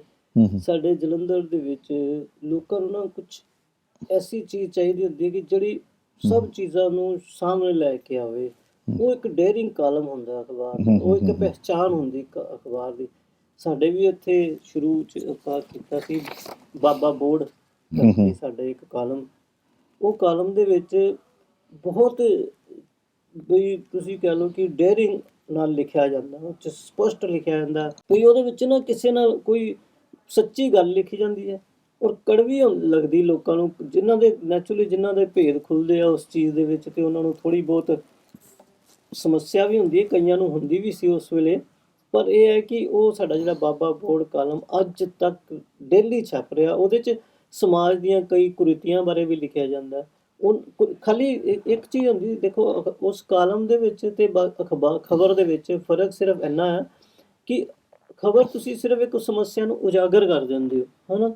ਉਹ ਫਿਰ ਤੁਸੀਂ ਸੁੱਟ ਦਿੰਦੇ ਹੋ ਕਿਸੇ ਉੱਤੇ ਕਿ ਵੀ ਇਹ ਉਹਦੀ ਜ਼ਿੰਮੇਵਾਰੀ ਹੈ, ਇਹ ਸਮੱਸਿਆ ਦੂਰ ਨਹੀਂ ਹੋਈ। ਚਾਹੇ ਟੁੱਟੀ ਸੜਕ ਦੀ ਗੱਲ ਕਰ ਲਓ ਜਾਂ ਕੋਈ ਹੋਰ ਸਮਾਜ ਦੀ ਕੋਈ ਵੱਡੀ ਸਮੱਸਿਆ ਕਰ ਲਓ, ਜਾਂ ਇੰਡਸਟਰੀ ਦੀ ਸਮੱਸਿਆ, ਜਾਂ ਟੀਚਰਸ ਦੀ ਸਮੱਸਿਆ, ਡਾਕਟਰਸ ਦੀ ਸਮੱਸਿਆ, ਤੁਸੀਂ ਉਹ ਲਿਖ ਦਿੰਦੇ ਹੋ ਕਿ ਸਰਕਾਰ ਹੱਲ ਕਰੇ, ਹੈ ਨਾ। ਇੰਨੀ ਕੋਈ ਗੱਲ ਹੁੰਦੀ। ਪਰ ਜਿਹੜਾ ਬਾਬਾ ਬੋੜ ਹੈ, ਬਾਬਾ ਬੋੜ ਦੇ ਵਿੱਚ ਉਹ ਇੱਕ ਪੁਆਇੰਟ ਦੇ ਵਿੱਚ ਉਸ ਸਮੱਸਿਆ ਦੀ ਜੜ ਤੱਕ ਜਾਂਦੇ ਆ, ਦੱਸਦੇ ਆ ਕਿ ਆਹ ਸਮੱਸਿਆ ਵਾ ਤੇ ਉਹਦਾ ਹੱਲ ਤੱਕ ਦੱਸਦੇ ਆ ਕਿ ਆਹ ਸਮੱਸਿਆ ਅਗਰ ਇਸ ਤਰ੍ਹਾਂ ਕੀਤਾ ਜਾਵੇ ਤੇ ਉਹ ਹੱਲ ਹੋ ਸਕਦੀ ਹੈ। ਇੱਥੋਂ ਦਾ ਕਿ ਚਾਹੇ ਉਹ ਪ੍ਰਸ਼ਾਸਨ ਨਾਲ ਸੰਬੰਧਿਤ ਹੋਵੇ, ਚਾਹੇ ਉਹ ਪੁਲਿਸ ਨਾਲ ਸੰਬੰਧਿਤ ਹੋਵੇ ਸਮੱਸਿਆ, ਚਾਹੇ ਉਹ ਸਮੱਸਿਆ ਹੋਵੇ ਸਰਕਾਰ ਨਾਲ, ਚਾਹੇ ਸਟੇਟ ਦੀ ਗੌਰਮੈਂਟ ਨਾਲ ਸਮੱਸਿਆ ਰਿਲੇਟਡ ਹੋਵੇ, ਚਾਹੇ ਉਹ ਸੈਂਟਰ ਦੀ ਗੌਰਮੈਂਟ ਨਾਲ, ਚਾਹੇ ਦੋਨਾਂ ਦੀ ਰਲਵੀ ਮਿਲਵੀ ਸਮੱਸਿਆ ਹੋਵੇ। ਉਹ ਦੱਸਦੇ ਕਿ ਅਗਰ ਇਹ ਚੀਜ਼ਾਂ ਕਰ ਲਈਆਂ ਜਾਣ ਤੇ ਇਹ ਸਮੱਸਿਆ ਤੇ ਕੋਈ ਬਹੁਤ ਵੱਡੀ ਸਮੱਸਿਆ ਨਹੀਂ ਹੈਗੀ। ਇਹ ਖਾਸੀਅਤ ਹੈ ਉਸ ਕਾਲਮ ਦੀ। ਔਰ ਈਵਨ ਮੈਂ ਤੁਸੀਂ ਸੁਣ ਕੇ ਹੈਰਾਨ ਹੋਵੋਗੇ, ਕਈ ਵਾਰੀ ਇਸ ਤਰ੍ਹਾਂ ਦੇ ਸੁਜੈਸ਼ਨ ਜਿਹੜੇ ਉੱਥੇ ਦਿੱਤੇ ਜਾਂਦੇ ਸੀ ਉਹਨੂੰ ਇੰਪਲੀਮੈਂਟ ਵੀ ਕੀਤਾ ਜਾਂਦਾ ਤੇ ਉਹਦਾ ਬਕਾਇਦਾ ਫਿਰ ਸਾਨੂੰ ਦੱਸਣਾ, ਜ਼ਿਕਰ ਕਰਨਾ ਪੈਂਦਾ ਕਿ ਆਹ ਸਮੱਸਿਆ ਅਸੀਂ ਇੰਨੇ ਚਿਰ ਪਹਿਲਾਂ ਤੁਹਾਨੂੰ ਦੱਸ ਦਿੱਤੀ ਸੀ। ਖਾਸ ਕਰਕੇ ਲੋਕਾਂ ਦੀ ਹੈਲਥ ਨਾਲ ਜੁੜੀਆਂ ਹੋਈਆਂ ਚੀਜ਼ਾਂ ਵੀ ਅੱਜ ਬਹੁਤ ਬਰੀਕੀ ਨਾਲ ਦੱਸੀਆਂ ਜਾਂਦੀਆਂ, ਜਾਂ ਹੋਰ ਸ਼ਹਿਰ ਦੇ ਵਿੱਚ ਕੁਝ ਗਲਤ ਲੋਕ ਹੈ ਜਾਂ ਗਲਤ ਚੀਜ਼ਾਂ ਹੋ ਰਹੀਆਂ, ਉਹਨੂੰ ਵੀ ਬੜੀ ਡੇਅਰਿੰਗ ਨਾਲ ਲਿਖਿਆ ਜਾਂਦਾ, ਉਹਦੇ ਵਿੱਚ ਤੇ ਜ਼ਿਕਰ ਕੀਤਾ ਜਾਂਦਾ ਬਕਾਇਦਾ। ਉਹ ਸਾਡਾ ਬਾਬਾ ਬੋੜ ਕਾਲਮ ਹੈ। ਉਸ ਤੋਂ ਬਾਅਦ ਫਿਰ ਸਾਡਾ ਇੱਕ ਕਾਲਮ ਚਾਚਾ ਚੰਡੀਗੜ੍ਹੀਆ ਵੀ ਚੱਲਦਾ ਵਾ, ਉਹ ਰਾਜਨੀਤਿਕ ਕਾਲਮ ਹੈ। ਉਹਦੇ 'ਚ ਵੀ ਰਾਜਨੀਤੀ ਦੀਆਂ ਗੱਲਾਂ ਵੀ ਕਾਫੀ ਹੁੰਦੀਆਂ ਤੇ ਰਾਜਨੀਤਿਕ ਪਾਰਟੀਆਂ ਨੂੰ ਸੇਧ ਵੀ ਦਿੱਤੀ ਜਾਂਦੀ ਆ ਉਹਨਾਂ ਦੇ ਵਿੱਚ। ਕਾਲਮ ਦੇ ਜਿਹੜੇ ਸਾਡੇ ਹੈਗੇ ਦੋਨਾਂ ਕਾਲਮ ਦੇ ਵਿੱਚ ਹੀ ਰਾਜਨੀਤਿਕ ਜਿਹੜੇ ਰਾਜਨੇਤਾ ਹੈ ਉਹਨਾਂ ਨੂੰ ਵੀ ਦੱਸਿਆ ਜਾਂਦਾ ਕਿ ਤੁਹਾਡੀਆਂ ਜ਼ਿੰਮੇਵਾਰੀਆਂ ਕੀ ਹੈ, ਤੁਹਾਡੇ ਅਧਿਕਾਰ ਕੀ, ਤੁਸੀਂ ਕੀ ਕਰ ਸਕਦੇ ਹੋ, ਕੀ ਤੁਸੀਂ ਨਹੀਂ ਕੀਤਾ ਆਪਣੇ। ਈਵਨ ਜੋ ਗੱਲਾਂ ਕੋਈ ਕਿਸੇ ਨੇ ਕੀਤੀਆਂ ਹੁੰਦੀਆਂ ਉਹਦਾ ਵੀ ਬਾਅਦ 'ਚੋਂ ਪੂਰਾ ਵਿਸ਼ਲੇਸ਼ਣ, ਪੋਸਟਮਾਰਟਮ ਚੀਜ਼ਾਂ ਕਰਕੇ, ਜਿੱਦਾਂ ਕਹਿ ਸਕਦੇ ਹਾਂ ਆਪਾਂ, ਉਹ ਸਾਹਮਣੇ ਲਿਆਈਆਂ ਜਾਂਦੀਆਂ। ਉਹ ਬੜਾ ਅੱਛਾ ਕਾਲਮ ਸਾਡਾ ਅੱਜ ਵੀ ਲੋਕੀ ਬਹੁਤ ਪੜ੍ਹਦੇ ਹੈਗੇ। ਈਵਨ ਕਈ ਵਾਰੀ ਤਾਂ ਲੋਕੀ ਫੋਨ ਕਰ ਕਰਕੇ ਕਹਿੰਦੇ ਸੀ ਕਿ ਕੱਲ੍ਹ ਕੀ ਲਿਖਿਆ ਜਾਏਗਾ ਜੀ, ਪਰਸੋਂ ਕੀ ਲਿਖਿਆ ਜਾਏਗਾ ਜੀ, ਅੱਜ ਕੀ ਲਿਖ ਰਹੇ ਹੋ ਜੀ। ਲੋਕਾਂ ਨੂੰ ਕਿਉਰਿਓਸਿਟੀ ਇੰਨੀ ਜ਼ਿਆਦਾ ਹੁੰਦੀ ਸੀ, ਸਾਡੇ ਆਫਿਸ ਦੇ ਫੋਨ ਤੱਕ ਆਉਂਦੇ ਸੀ। ਲੋਕ ਖੁਦ ਆ ਕੇ ਬਾਊ ਜੀ ਕੋਲ ਜਦੋਂ ਵੀ ਮਿਲਣ ਲੋਕੀ ਆਉਂਦੇ ਆ ਤੇ ਉਸ ਚੀਜ਼ ਦਾ ਖਾਸ ਜ਼ਿਕਰ ਕਰਦੇ, ਤੁਹਾਡਾ ਜੀ ਉਸ ਦਿਨ ਉਹ ਬਾਬਾ ਬੋੜ 'ਚ ਅਸੀਂ ਪੜ੍ਹ ਲਿਆ ਸੀ, ਉਹ ਤੇ ਬਹੁਤ ਕਮਾਲ ਦਾ। ਉਹ ਇੰਨਾ ਪਾਪੂਲਰ ਕਾਲਮ ਸਾਡਾ ਅੱਜ ਦੀ ਡੇਟ 'ਚ ਵੀ ਹੈ। 11 ਨੂੰ ਅਖਬਾਰ ਸ਼ੁਰੂ ਹੁੰਦਾ, 2011 ਦੇ ਵਿੱਚ ਅਖਬਾਰ ਸ਼ੁਰੂ ਹੁੰਦਾ ਤੇ 2017 ਦੇ ਵਿੱਚ ਇੱਕ ਵੈਬ ਟੀਵੀ ਵੀ ਇਹ ਦੈਨਿਕ ਸਵੇਰਾ ਸ਼ੁਰੂ ਕਰ ਦਿੰਦਾ ਹੈ। ਬਿਲਕੁਲ ਬਿਲਕੁਲ। ਕਿਉਂਕਿ ਜਦੋਂ 6 ਸਾਲਾਂ ਦੇ ਵਿੱਚ ਸ਼ੀਤਲ ਜੀ ਨੇ ਦੇਖਿਆ ਕਿ ਅਖਬਾਰ ਨੇ ਬਹੁਤ ਤਰੱਕੀ ਕਰ ਲਈ ਹੈ ਔਰ ਡਿਜੀਟਲ ਦਾ ਜ਼ਮਾਨਾ ਆ ਗਿਆ ਤੇ ਡਿਜੀਟਲ ਦਾ ਸੈਕਸ਼ਨ ਜਿਹੜਾ ਉਹ ਸ਼ੁਰੂ ਕਰ ਦਿੱਤਾ ਗਿਆ ਔਰ ਉਸ ਦੀ ਜ਼ਿੰਮੇਵਾਰੀ ਜਿਹੜੀ ਹੈਗੀ ਹੈ ਅਭਿਸ਼ੇਕ ਵਿਜ, ਜਿਹੜੇ ਸ਼ੀਤਲ ਜੀ ਦੇ ਛੋਟੇ ਬੇਟੇ ਨੇ, ਅਭਿਸ਼ੇਕ ਵਿਜ ਨੂੰ ਦਿੱਤੀ ਗਈ। ਤੇ ਅੱਜ ਜਿਹਦੇ ਵਿੱਚ ਮੇਰੀ ਗਿਣਤੀ ਆਂਦੀ, ਮੈਂ ਬੈਠਾ ਜਿਹਦੇ ਵਿੱਚ, ਤੇ ਉਹ ਵੀ ਅਸੀਂ ਅੱਛਾ, ਜਨੂਨ ਇਹ ਨਹੀਂ ਕਿ ਸ਼ੀਤਲ ਜੀ 'ਚ ਹੀ ਹੈ ਕਿ ਸ਼ੀਤਲ ਵਿੱਚ ਹੀ ਜਨੂਨ ਹੈ, ਜਨੂਨ ਉਹਨਾਂ ਦੇ ਬੇਟੇ 'ਚ ਵੀ ਬਹੁਤ ਹੈ। ਮੈਂ ਦੇਖਿਆ ਕਿ ਉਹਨਾਂ ਦੇ ਬੇਟੇ 'ਚ ਵੀ ਜਨੂਨ ਬਹੁਤ ਹੈ ਤੇ ਯਾਨੀ ਜਨੂਨ ਜਿਹੜਾ ਹੈਗਾ ਉਹ ਇਹਨਾਂ ਦੇ ਪਰਿਵਾਰ ਨੂੰ ਵਿਰਾਸਤ 'ਚ ਮਿਲਿਆ ਜੀ। ਬਿਲਕੁਲ ਬਿਲਕੁਲ। ਤਾਂ ਹੀ ਸ਼ਾਇਦ ਕਿ ਜਿਹੜਾ ਇਹਨਾਂ ਦਾ ਫੈਕਟਰੀ ਦਾ ਕਾਰੋਬਾਰ ਹੈ, ਰੱਬ ਦੀ ਮਿਹਰ ਹੈ ਉੱਤੇ ਵੀ, ਉਹ ਵੀ ਬਹੁਤ ਉੱਪਰਲੇ ਲੈਵਲ ਦਾ। ਅਖਬਾਰ ਸ਼ੁਰੂ ਕੀਤਾ, ਉਹ ਵੀ ਉੱਪਰਲੇ ਲੈਵਲ ਦਾ। ਹੁਣ ਟੀਵੀ ਸ਼ੁਰੂ ਕੀਤਾ ਤੇ ਟੀਵੀ ਦਾ ਜਿਹੜਾ ਹੈ 5ਵਾਂ ਸਾਲ, ਜਿਹੜਾ ਟੀਵੀ ਨੂੰ 5 ਸਾਲ ਪੂਰੇ ਹੋ ਗਏ ਹੈ ਔਰ ਟੀਵੀ ਦਾ ਅੱਜ ਦੈਨਿਕ ਸਵੇਰਾ ਦਾ ਜਿਹੜਾ ਲੋਗੋ ਹੈ ਨਾ, ਜੀ। ਉਹ ਤੁਸੀਂ ਕਿਸੇ ਨੂੰ ਵੀ ਕੋਈ ਵੀ ਲੀਡਰ ਦੇਖਦਾ ਹੈ ਜੇ ਤੇ ਉਹ ਆਵਾਜ਼ ਦੇ ਕੇ ਬਕਾਇਦਾ ਸਾਡੇ ਰਿਪੋਰਟਰ ਨੂੰ ਬੁਲਾਉਂਦਾ। ਇਹ ਮੈਂ ਆਪਣੀ ਵੱਲੋਂ ਕਹਿ ਰਿਹਾ, ਹਾਲਾਂਕਿ ਆਪਾਂ ਇੱਥੇ ਅਖਬਾਰ ਦਾ ਜ਼ਿਕਰ ਕਰ ਰਹੇ, ਲੇਕਿਨ ਮੈਂ ਕਿਉਂਕਿ ਡਿਜੀਟਲ ਤੋਂ ਹਾਂ ਤੇ ਇਸ ਕਰਕੇ ਮੇਰਾ ਇਹ ਵੀ ਕਹਿਣਾ ਬਣਦਾ ਸੀਗਾ ਕਿ ਮੈਂ ਤੁਹਾਨੂੰ ਇਹ ਕਹਿ ਰਿਹਾ। ਤੁਸੀਂ ਹੁਣ ਅਖਬਾਰ ਦੇ ਬਾਰੇ ਤੁਹਾਡੇ ਕੋਲ ਲਾਸਟ ਸਵਾਲ ਮੈਂ ਪੁੱਛੂੰਗਾ, ਤੁਸੀਂ ਇਹ ਦੱਸੋ ਕਿ ਇਹ 11 ਸਾਲਾਂ ਦੇ ਸਫ਼ਰ ਦੇ ਵਿੱਚ ਕੋਈ ਐਸੀ ਮੈਮਰੀ, ਐਸੀ ਯਾਦਗਾਰ ਜਿਹੜੀ ਤੁਸੀਂ ਸਾਡੇ ਦਰਸ਼ਕਾਂ ਨਾਲ ਸਾਂਝੀ ਕਰਨਾ ਚਾਹੁੰਦੇ ਹੋ? ਜੀ ਬਿਲਕੁਲ, ਮੈਂ ਤੁਹਾਡੇ ਨਾਲ ਇੱਕ ਬਹੁਤ ਇੰਪੋਰਟੈਂਟ ਗੱਲ, ਹੋ ਸਕਦਾ ਸੀ ਗੱਲਾਂ 'ਚ ਤੁਸੀਂ ਸ਼ਾਇਦ ਸਕਿਪ ਕਰ ਗਏ ਹੋਗੇ, ਜਾਂ ਮੈਂ ਵੀ ਦੱਸਣਾ ਭੁੱਲ ਗਿਆ ਹੋਊਗਾ, ਜਾਂ ਗੱਲਾਂ ਸਾਡੀਆਂ ਇੰਨੀ ਆਪਣਾ ਤੋਂ ਜ਼ਿਆਦਾ ਹੈਗਾ ਇੰਨਾ ਆਪਣਾਪਨ ਅਖਬਾਰ ਨਾਲ ਕਿ ਮੈਨੂੰ ਹਾਲਾਂਕਿ ਮੈਨੂੰ ਸੀ ਕਿ ਆਪਣੀ ਗੱਲਬਾਤ ਚੱਲੇਗੀ ਉਹਦੇ ਤੇ। ਇੱਕ ਸਭ ਤੋਂ ਜਿਹੜੀ ਜ਼ਰੂਰੀ ਗੱਲ ਹੈ ਨਾ, ਉਹ ਇਹ ਹੈ ਕਿ ਜਿਹੜੀ ਜਦੋਂ ਤੁਸੀਂ ਪੁੱਛੀ ਕੋਈ ਯਾਦਗਾਰ ਕੀ ਇੱਕ ਬਹੁਤ ਮਾਈਲਸਟੋਨ ਹੈ ਸਾਡੀ ਦੈਨਿਕ ਸਵੇਰਾ ਅਖਬਾਰ ਦਾ, ਇੱਕ ਜਿਹੜਾ ਕਿ ਵੀ ਤੁਸੀਂ ਕਦੀ ਵੀ ਦੈਨਿਕ ਸਵੇਰਾ ਅਖਬਾਰ ਚੁੱਕੋ, ਤੁਹਾਨੂੰ ਉੱਤੇ ਨਜ਼ਰ ਆਏਗਾ ਨੋ ਪੇਡ ਨਿਊਜ਼। ਜੀ। ਇਹ ਦੈਨਿਕ ਸਵੇਰਾ ਦੀ ਇੱਕ ਖਾਸ ਉਹਦਾ ਕਾਰਨ ਇਹ ਹੈ ਕਿ ਜਦੋਂ ਨਾ ਇਲੈਕਸ਼ਨ ਆਉਂਦੇ ਆ, ਆਪਾਂ ਇਲੈਕਸ਼ਨ ਦੀਆਂ ਗੱਲਾਂ ਨਹੀਂ ਹਲੇ ਕੀਤੀਆਂ ਸੀ ਅਸੀਂ, ਗੱਲਾਂ ਇਹ ਹੈ ਕਿ ਦੈਨਿਕ ਸਵੇਰਾ 2012 'ਚ ਸ਼ੁਰੂ ਹੋਈ ਤੇ 12 ਤੋਂ ਲੈ ਕੇ ਹੁਣ 2023 ਸ਼ੁਰੂ ਹੋ ਗਿਆ, ਤੇ ਅਸੀਂ 2012, 2017, 2022 ਦੇ ਵਿਧਾਨ ਸਭਾ ਦੇ ਇਲੈਕਸ਼ਨ ਕਵਰ ਕੀਤੇ ਅਸੀਂ। ਉਸ ਤੋਂ ਇਲਾਵਾ ਅਸੀਂ ਲੋਕ ਸਭਾ ਦੇ 2 ਇਲੈਕਸ਼ਨ ਕਵਰ ਕੀਤੇ, 2014 ਦੇ, 2019 ਦੇ, ਹੁਣ ਅੱਗੋਂ 2024 ਦੇ ਇਲੈਕਸ਼ਨ ਵੀ ਆਉਣ ਵਾਲੇ ਆ। ਤੇ ਇਹ ਜਿਹੜੇ ਇਲੈਕਸ਼ਨਾਂ ਦੇ ਵਿੱਚ ਕੀ ਸੀ, ਜਦੋਂ ਅਸੀਂ ਪਹਿਲੀ ਦੀ 2012 'ਚ ਗੱਲ ਇਹ ਸੀ ਕਿ ਕੁਝ ਚੀਜ਼ਾਂ ਐਸੀਆਂ ਹੈਗੀਆਂ ਜਿਹੜੀਆਂ ਇਹ ਕਿ ਪੇਡ ਨਿਊਜ਼ ਕਰਕੇ ਲੋਕਾਂ ਨੂੰ ਜ਼ਿਆਦਾ ਪਤਾ ਨਹੀਂ ਸੀ ਪੇਡ ਨਿਊਜ਼ ਕੀ ਹੁੰਦੀ ਹੈ।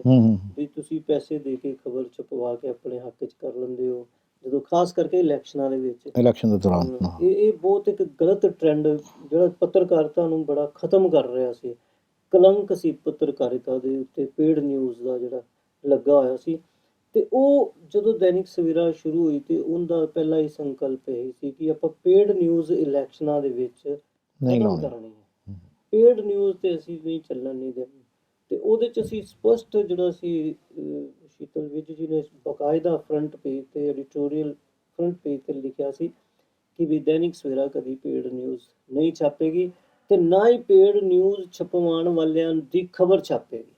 ਇਹ ਬਹੁਤ ਵੱਡਾ ਫੈਸਲਾ, ਕਿਉਂਕਿ ਅਖਬਾਰ ਦੇ ਵਿੱਚ ਐਡਾ ਡੇਅਰਿੰਗ ਨਾਲ ਲਿਖਣਾ, ਜਿਹੜਾ ਇੰਨਾ ਇੱਕ ਕਈ ਸਾਲਾਂ ਤੋਂ, ਕਈ ਦਸ਼ਕਾਂ ਤੋਂ ਚੱਲਦਾ ਆ ਰਿਹਾ ਇੱਕ ਟ੍ਰੈਂਡ ਸੀ ਪੋਲੀਟੀਕਲ ਲੀਡਰਸ ਦਾ, ਵੀ ਖਬਰ ਨੂੰ ਅਖਬਾਰ ਨੂੰ ਪੈਸੇ ਦਿਓ ਤੇ ਆਪਣੇ ਹੱਕ 'ਚ ਖਬਰ ਲਵਾ ਲਓ, ਹੈ ਨਾ। ਪਰ ਇਹਦੇ 'ਚ ਇਹਨਾਂ ਨੇ ਜਦੋਂ ਅੱਜ ਵੀ ਲੋਗੋ ਸਾਡਾ ਛਪਦਾ ਵਾ ਅਖਬਾਰ ਦੇ ਵਿੱਚ ਨੋ ਪੇਡ ਨਿਊਜ਼, ਕਿ ਸਾਡੀ ਅਖਬਾਰ ਦੇ ਵਿੱਚ ਪੇਡ ਨਿਊਜ਼ ਤੇ ਛਪੇਗੀ ਨਹੀਂ। ਜਿਹੜਾ ਕੋਈ ਪੋਲੀਟੀਕਲ ਲੀਡਰ ਪੇਡ ਨਿਊਜ਼ ਦੂਸਰੀ ਅਖਬਾਰ 'ਚ ਵੀ ਛਪਵਾਏਗਾ, ਅਸੀਂ ਉਹਨੂੰ ਵੀ ਨਹੀਂ ਛਾਪਾਂਗੇ, ਅਸੀਂ ਉਹਦੀ ਖਬਰ ਵੀ ਨਹੀਂ ਛਾਪਾਂਗੇ। ਐਡਾ ਵੱਡਾ ਫੈਸਲਾ ਲੈਣਾ। ਤੇ ਉਹ ਸ਼ੁਰੂਆਤ ਵਿੱਚ ਸਾਰਿਆਂ ਨੂੰ, ਦੂਜਿਆਂ ਜਾਂ ਜਿਹੜੇ ਵੀ ਪੇਡ ਨਿਊਜ਼ ਲੈਂਦੇ ਹੋਣਗੇ ਜਾਂ ਹਨਾ ਛਾਪਦੇ ਹੋਣਗੇ, ਉਹਨਾਂ ਨੂੰ ਲੱਗਿਆ ਸੀ ਕਿ ਇਹ ਤੇ ਐਵੇਂ ਹੀ ਆ, ਇਹ ਨਹੀਂ ਕਦੀ ਖਤਮ ਹੋ ਸਕਦੀ, ਪੇਡ ਨਿਊਜ਼ ਵੀ ਇੱਦਾਂ ਹੀ ਚੱਲਦੀ ਰਹੇਗੀ। ਪਰ ਅੱਜ ਮੈਨੂੰ ਬੜੀ ਖੁਸ਼ੀ ਹੈ ਵੀ ਇਹ ਚੀਜ਼ ਅਸੀਂ ਖਤਮ ਕਰਨ 'ਚ ਕਾਮਯਾਬ ਹੋਏ ਹਾਂ। ਹੁਣ ਜਿਹੜੇ ਪਹਿਲੇ 2012 ਦੇ ਇਲੈਕਸ਼ਨ ਸੀ, ਉਦੋਂ ਅਸੀਂ ਨਵੇਂ ਸੀ ਤੇ ਅਸੀਂ ਐਡਾ ਵੱਡਾ ਸਟੈਪ ਚੁੱਕਿਆ ਸੀ, ਤੇ ਲੋਕਾਂ ਨੂੰ ਲੱਗਦਾ ਸੀ ਕਿ ਇਹ ਨਹੀਂ, ਇੱਦਾਂ ਨਹੀਂ ਕਦੀ ਹੋ ਸਕਦਾ, ਅਖਬਾਰ ਕਿੱਦਾਂ ਚੱਲੇਗੀ। ਅਖਬਾਰ ਚੱਲੇਗੀ ਤੁਸੀਂ ਵਿਗਿਆਪਨ ਦੇ ਨਾਲ, ਨਾ ਕਿ ਪੇਡ ਨਿਊਜ਼ ਕੋਲ ਲੋਕਾਂ ਕੋਲੋਂ ਇੱਦਾਂ ਪੈਸੇ ਠੱਗ ਕੇ ਜਾਂ ਪੈਸੇ ਮੰਗ ਕੇ ਜਾਂ ਉਹਨਾਂ ਨੂੰ ਆਪਣਾ ਪ੍ਰੈਸ਼ਰ ਦਿਖਾ ਕੇ। ਤੇ ਉਹ ਚੀਜ਼ ਬੜੀ ਖੁਸ਼ੀ ਹੁੰਦੀ ਹੈ ਕਿ ਜਦੋਂ ਅਸੀਂ ਪੇਡ ਨਿਊਜ਼ ਨੂੰ ਖਤਮ ਕਰਨ ਦੇ ਵਿੱਚ ਕਾਮਯਾਬ ਹੋਏ। ਉਦੋਂ ਉਹ ਦਿਨ ਤੇ ਅੱਜ ਦਾ ਦਿਨ ਹੈ। ਉਹ ਪੋਲੀਟੀਕਲ ਲੀਡਰ ਦੇਖੋ 2012, 17 ਤੇ 22 ਦੇ ਇਲੈਕਸ਼ਨ ਹੋਏ ਨਾ, ਹੁਣ ਪੋਲੀਟੀਕਲ ਲੀਡਰ ਉਹ ਪੇਡ ਨਿਊਜ਼ ਆਪ ਨਹੀਂ ਛਪਵਾਉਣ ਜਾਂਦੇ, ਉਹ ਕਹਿੰਦੇ ਤੁਸੀਂ ਨਹੀਂ ਛਾਪੋਗੇ ਪੇਡ ਨਿਊਜ਼ ਵਾਲੇ, ਤੇ ਸਾਡੇ ਦੈਨਿਕ ਸਵੇਰਾ ਦੇ ਪਹਿਲਾਂ ਹੈਗੀ ਆ ਜਿਹੜੀ ਤੁਸੀਂ ਹੁਣੇ ਗੱਲ ਕੀਤੀ ਸੀ ਨਾ ਕਿ ਦੈਨਿਕ ਸਵੇਰਾ ਦਾ ਲੋਗੋ ਦੇਖਦੇ ਆ ਤੇ ਉਹ ਬੁਲਾ ਲੈਂਦੇ ਆ, ਉਹ ਇੱਕ ਇਸ ਚੀਜ਼ ਦੀ ਵੀ ਛਾਪ ਹੈ ਕਿ ਇਹ ਬੰਦੇ ਸਾਡੇ ਕੋਲ ਕੋਈ ਪੈਸੇ ਦੀ ਡਿਮਾਂਡ ਨਹੀਂ ਕਰਦੇ ਆ ਤੇ ਸਿੱਧਾ ਸਾਡੀਆਂ ਖਬਰਾਂ ਰੋਕ ਟੋਕ ਲੱਗਦੀਆਂ ਵਾ। ਇੱਕ ਉਹ ਅਖਬਾਰ ਨਾਲ ਬਹੁਤ ਪੋਲੀਟੀਕਲ ਲੋਕ, ਕਈ ਪੋਲੀਟੀਕਲ ਪਾਰਟੀ, ਹਰ ਪੋਲੀਟੀਕਲ ਪਾਰਟੀ ਕਹੇਗੀ ਦੈਨਿਕ ਸਵੇਰਾ ਸਾਡਾ ਆਪਣਾ ਅਖਬਾਰ ਹੈ, ਉਹ ਆਪਣਾ ਅਖਬਾਰ ਲੱਗਦਾ, ਜਦ ਕਿ ਅਖਬਾਰ ਤੇ ਸਾਡੀ ਸਾਰਿਆਂ ਲਈ ਹੈਗੀ, ਸਾਰੀ ਪੋਲੀਟੀਕਲ ਪਾਰਟੀ ਲਈ। ਪਰ ਉਹਨਾਂ ਨੂੰ ਆਪਣੀ ਇਸ ਕਰਕੇ ਹੀ ਲੱਗਦੀ ਹੈਗੀ ਕਿ ਇਹ ਕਦੀ ਵੀ ਅਨਨੈਸੈਸਰੀ ਗਲਤ ਕੰਮ ਨਹੀਂ ਕਰਦੇ ਆ, ਹਰ ਤਰ੍ਹਾਂ ਨਾਲ ਸਹਿਯੋਗ ਕਰਦੇ, ਹਰ ਤਰ੍ਹਾਂ ਦੀ ਖਬਰ ਲਗਾਉਂਦੇ ਆ, ਕਿਸੇ ਦੇ ਨਾਲ ਕੋਈ ਕੰਪਰੋਮਾਈਜ਼ ਨਹੀਂ ਕਰਦੇ। ਇਹ ਚੀਜ਼ ਬੜੀ ਗਰਵ ਵਾਲੀ ਗੱਲ ਹੈ। ਤੇ ਇਹਦੇ ਲਈ ਦੇਖੋ, ਇਹ ਮੇਰੇ ਹੱਥ 'ਚ ਨਹੀਂ ਸੀਗੀ, ਨੋ ਪੇਡ ਨਿਊਜ਼ ਨਾ ਛਾਪਣਾ ਜੀ, ਇਹ ਕਿਹਦੇ ਹੱਥ 'ਚ ਸੀ? ਇਹ ਅਖਬਾਰ ਦੇ ਜਿਹੜੇ ਚੀਫ ਐਡੀਟਰ ਉਹਨਾਂ ਦੇ ਹੱਥ 'ਚ ਸੀ, ਇਹ ਉਹਨਾਂ ਦਾ ਫੈਸਲਾ ਸੀ ਤੇ ਇਹ ਫੈਸਲਾ ਇੰਨਾ ਵਧੀਆ ਰਿਹਾ। ਇਹ ਅਖਬਾਰ ਨੂੰ ਬੁਲੰਦੀਆਂ ਤੇ ਲਿਜਾਣ ਲਈ ਇਹ ਵੀ ਇੱਕ ਬਹੁਤ ਵੱਡਾ ਸਟੈਪ ਸੀ ਜਿਹੜਾ ਅਖਬਾਰ ਦਾ। ਜਿਸ ਸਾਲ ਅਖਬਾਰ ਸ਼ੁਰੂ ਹੋਈ ਉਸ ਤੋਂ ਅਗਲੇ ਸਾਲ ਹੀ ਇਹ ਸਟੈਪ ਲੈ ਲਿਆ ਜਾਵੇ, ਜਦ ਕਿ ਇੰਨਾ ਮਹਿੰਗਾ, ਮੈਂ ਤੁਹਾਨੂੰ ਬਾਰ-ਬਾਰ ਇਹ ਗੱਲ ਕਹਿ ਰਿਹਾ ਕਿ ਬਹੁਤ ਮਹਿੰਗਾ ਸਾਧਨ ਹੈ ਇਹ, ਬਹੁਤ ਮਹਿੰਗਾ, ਬਹੁਤ ਖਰਚੇ ਵਾਲਾ ਜਿਹੜਾ ਆ ਇਹ ਸਾਧਨ ਹੈਗਾ। ਇਸ ਦੇ ਬਾਵਜੂਦ ਐਡਾ ਵੱਡਾ ਫੈਸਲਾ ਲੈਣਾ, ਐਡਾ ਵੱਡਾ ਫੈਸਲਾ ਕਿ ਸਾਨੂੰ ਪੈਸੇ ਨਹੀਂ ਚਾਹੀਦੇ ਕਿਸੇ ਕੋਲੋਂ 2 ਨੰਬਰ ਦੇ ਵਿੱਚ, ਸਾਨੂੰ ਹੂੰ ਤੁਸੀਂ ਵਿਗਿਆਪਨ ਲਈ ਕੋਈ ਨਾਂ ਨਹੀਂ ਕਰਦੇ ਅਸੀਂ, ਹੂੰ ਕਿਉਂਕਿ ਉਹ ਅਖਬਾਰ ਜਿਹੜੀ ਚੱਲਦੀ ਉਹ ਸਿਰਫ ਵਿਗਿਆਪਨ ਦੇ ਸਿਰ ਤੇ ਚੱਲਣੀ। ਇੰਨੇ ਸਟਾਫ ਰੱਖਣਾ, ਇੰਨੇ ਸਾਡੇ ਪੂਰੇ ਦੇਖੋ, ਇਹ ਹਰ ਸ਼ਹਿਰ ਦੇ ਵਿੱਚ ਸਾਡਾ ਆਪਣਾ ਆਫਿਸ ਹੈ, ਸਟਾਫ ਹੈ, ਉਹਨਾਂ ਦੇ ਖਰਚੇ ਹੈ, ਟਰਾਂਸਪੋਰਟੇਸ਼ਨ ਹੈ, ਪੇਪਰ ਹੈ, ਪ੍ਰਿੰਟਿੰਗ ਪ੍ਰੈਸ ਹੈ, ਕਿੰਨਾ ਜਿਹੜੀਆਂ ਮਾਡਰਨ ਮਸ਼ੀਨਸ ਦੇ ਉੱਤੇ ਸਾਡੀ ਅਖਬਾਰ ਛਪਦੀ, ਖੁਦ ਦੀ ਪੈਕਿੰਗ ਹੁੰਦੀ ਹੈ, ਐਡੀ ਮਾਡਰਨ ਮਸ਼ੀਨਸ ਲਗਾਈਆਂ ਹੋਈਆਂ, ਫੋਰਨ ਤੋਂ ਮੰਗਵਾਈਆਂ, ਇੰਪੋਰਟ ਕਰਕੇ ਵਧੀਆ ਮਸ਼ੀਨਰੀ।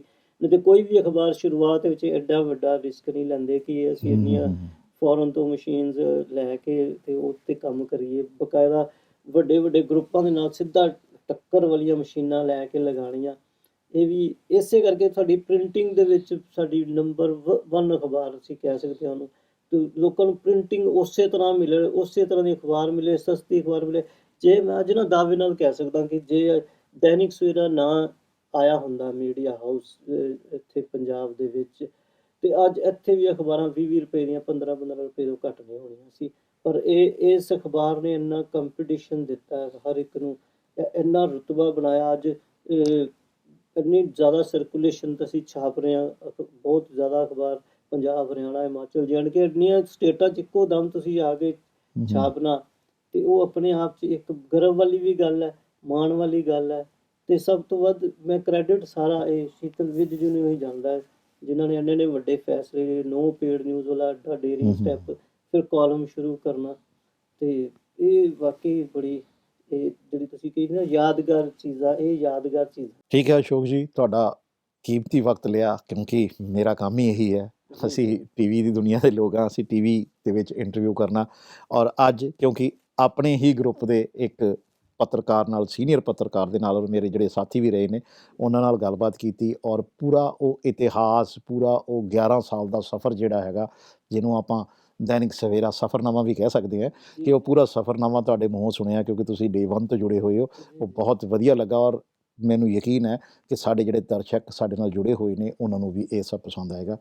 ਧੰਨਵਾਦ, ਹੁਣ ਇਜਾਜ਼ਤ ਦਿਓ, ਨਮਸਕਾਰ। ਰਾਣਾ ਜੀ, ਬਸ ਮੈਂ ਲਾਸਟ ਤੇ ਇੱਕ ਗੱਲ ਜ਼ਰੂਰ ਹੋਰ ਕਹਿਣਾ ਚਾਹਾਂਗਾ ਕਿ ਇਸ ਅਖਬਾਰ ਦੇ ਵਿੱਚ ਜਿਹੜਾ ਵੀ ਆਉਂਦਾ ਨਾ, ਉਹ ਇੱਕ, ਉਹਨੂੰ ਕਦੀ ਨਹੀਂ ਲੱਗਦਾ ਕਿ ਉਹ ਕਰਮਚਾਰੀ, ਉਹਨੂੰ ਲੱਗਦਾ ਕਿ ਮੇਰਾ ਆਪਣਾ ਅਖਬਾਰ ਹੈ, ਤੇ ਬਾਊ ਜੀ ਉਹਨੂੰ ਵੀ ਆਪਣੇ ਬੱਚਿਆਂ ਵਾਂਗ ਹੀ ਰੱਖਦੇ ਆ। ਤੇ ਇਹ ਖਾਸੀਅਤ ਇਸ ਅਖਬਾਰ ਦੀ ਮੈਂ ਇੱਕ ਵਾਰੀ ਫਿਰ ਜਾਂਦੇ ਜਾਂਦੇ ਜ਼ਰੂਰ ਆਪਣੇ ਤੁਹਾਡੇ ਦਰਸ਼ਕਾਂ ਨਾਲ, ਆਪਣੇ ਦਰਸ਼ਕਾਂ ਨਾਲ ਸਾਂਝੀ ਕਰਨਾ ਚਾਹਾਂਗਾ। ਤੇ ਤੁਹਾਡਾ ਬਹੁਤ ਬਹੁਤ ਧੰਨਵਾਦ, ਤੁਸੀਂ ਮੈਨੂੰ ਇੰਨਾ ਕੀਮਤੀ ਤੁਹਾਡਾ ਸਮਾਂ ਵੀ ਸੀ, ਤੇ ਤੁਸੀਂ ਮੈਨੂੰ ਬੁਲਾਇਆ ਸਟੂਡੀਓ ਦੇ ਵਿੱਚ ਤੇ ਇੰਨੀ ਬਰੀਕੀ ਨਾਲ ਗੱਲਬਾਤ ਕੀਤੀ। ਤੁਹਾਡਾ ਵੀ ਬਹੁਤ ਬਹੁਤ ਸ਼ੁਕਰੀਆ। ਧੰਨਵਾਦ ਜੀ।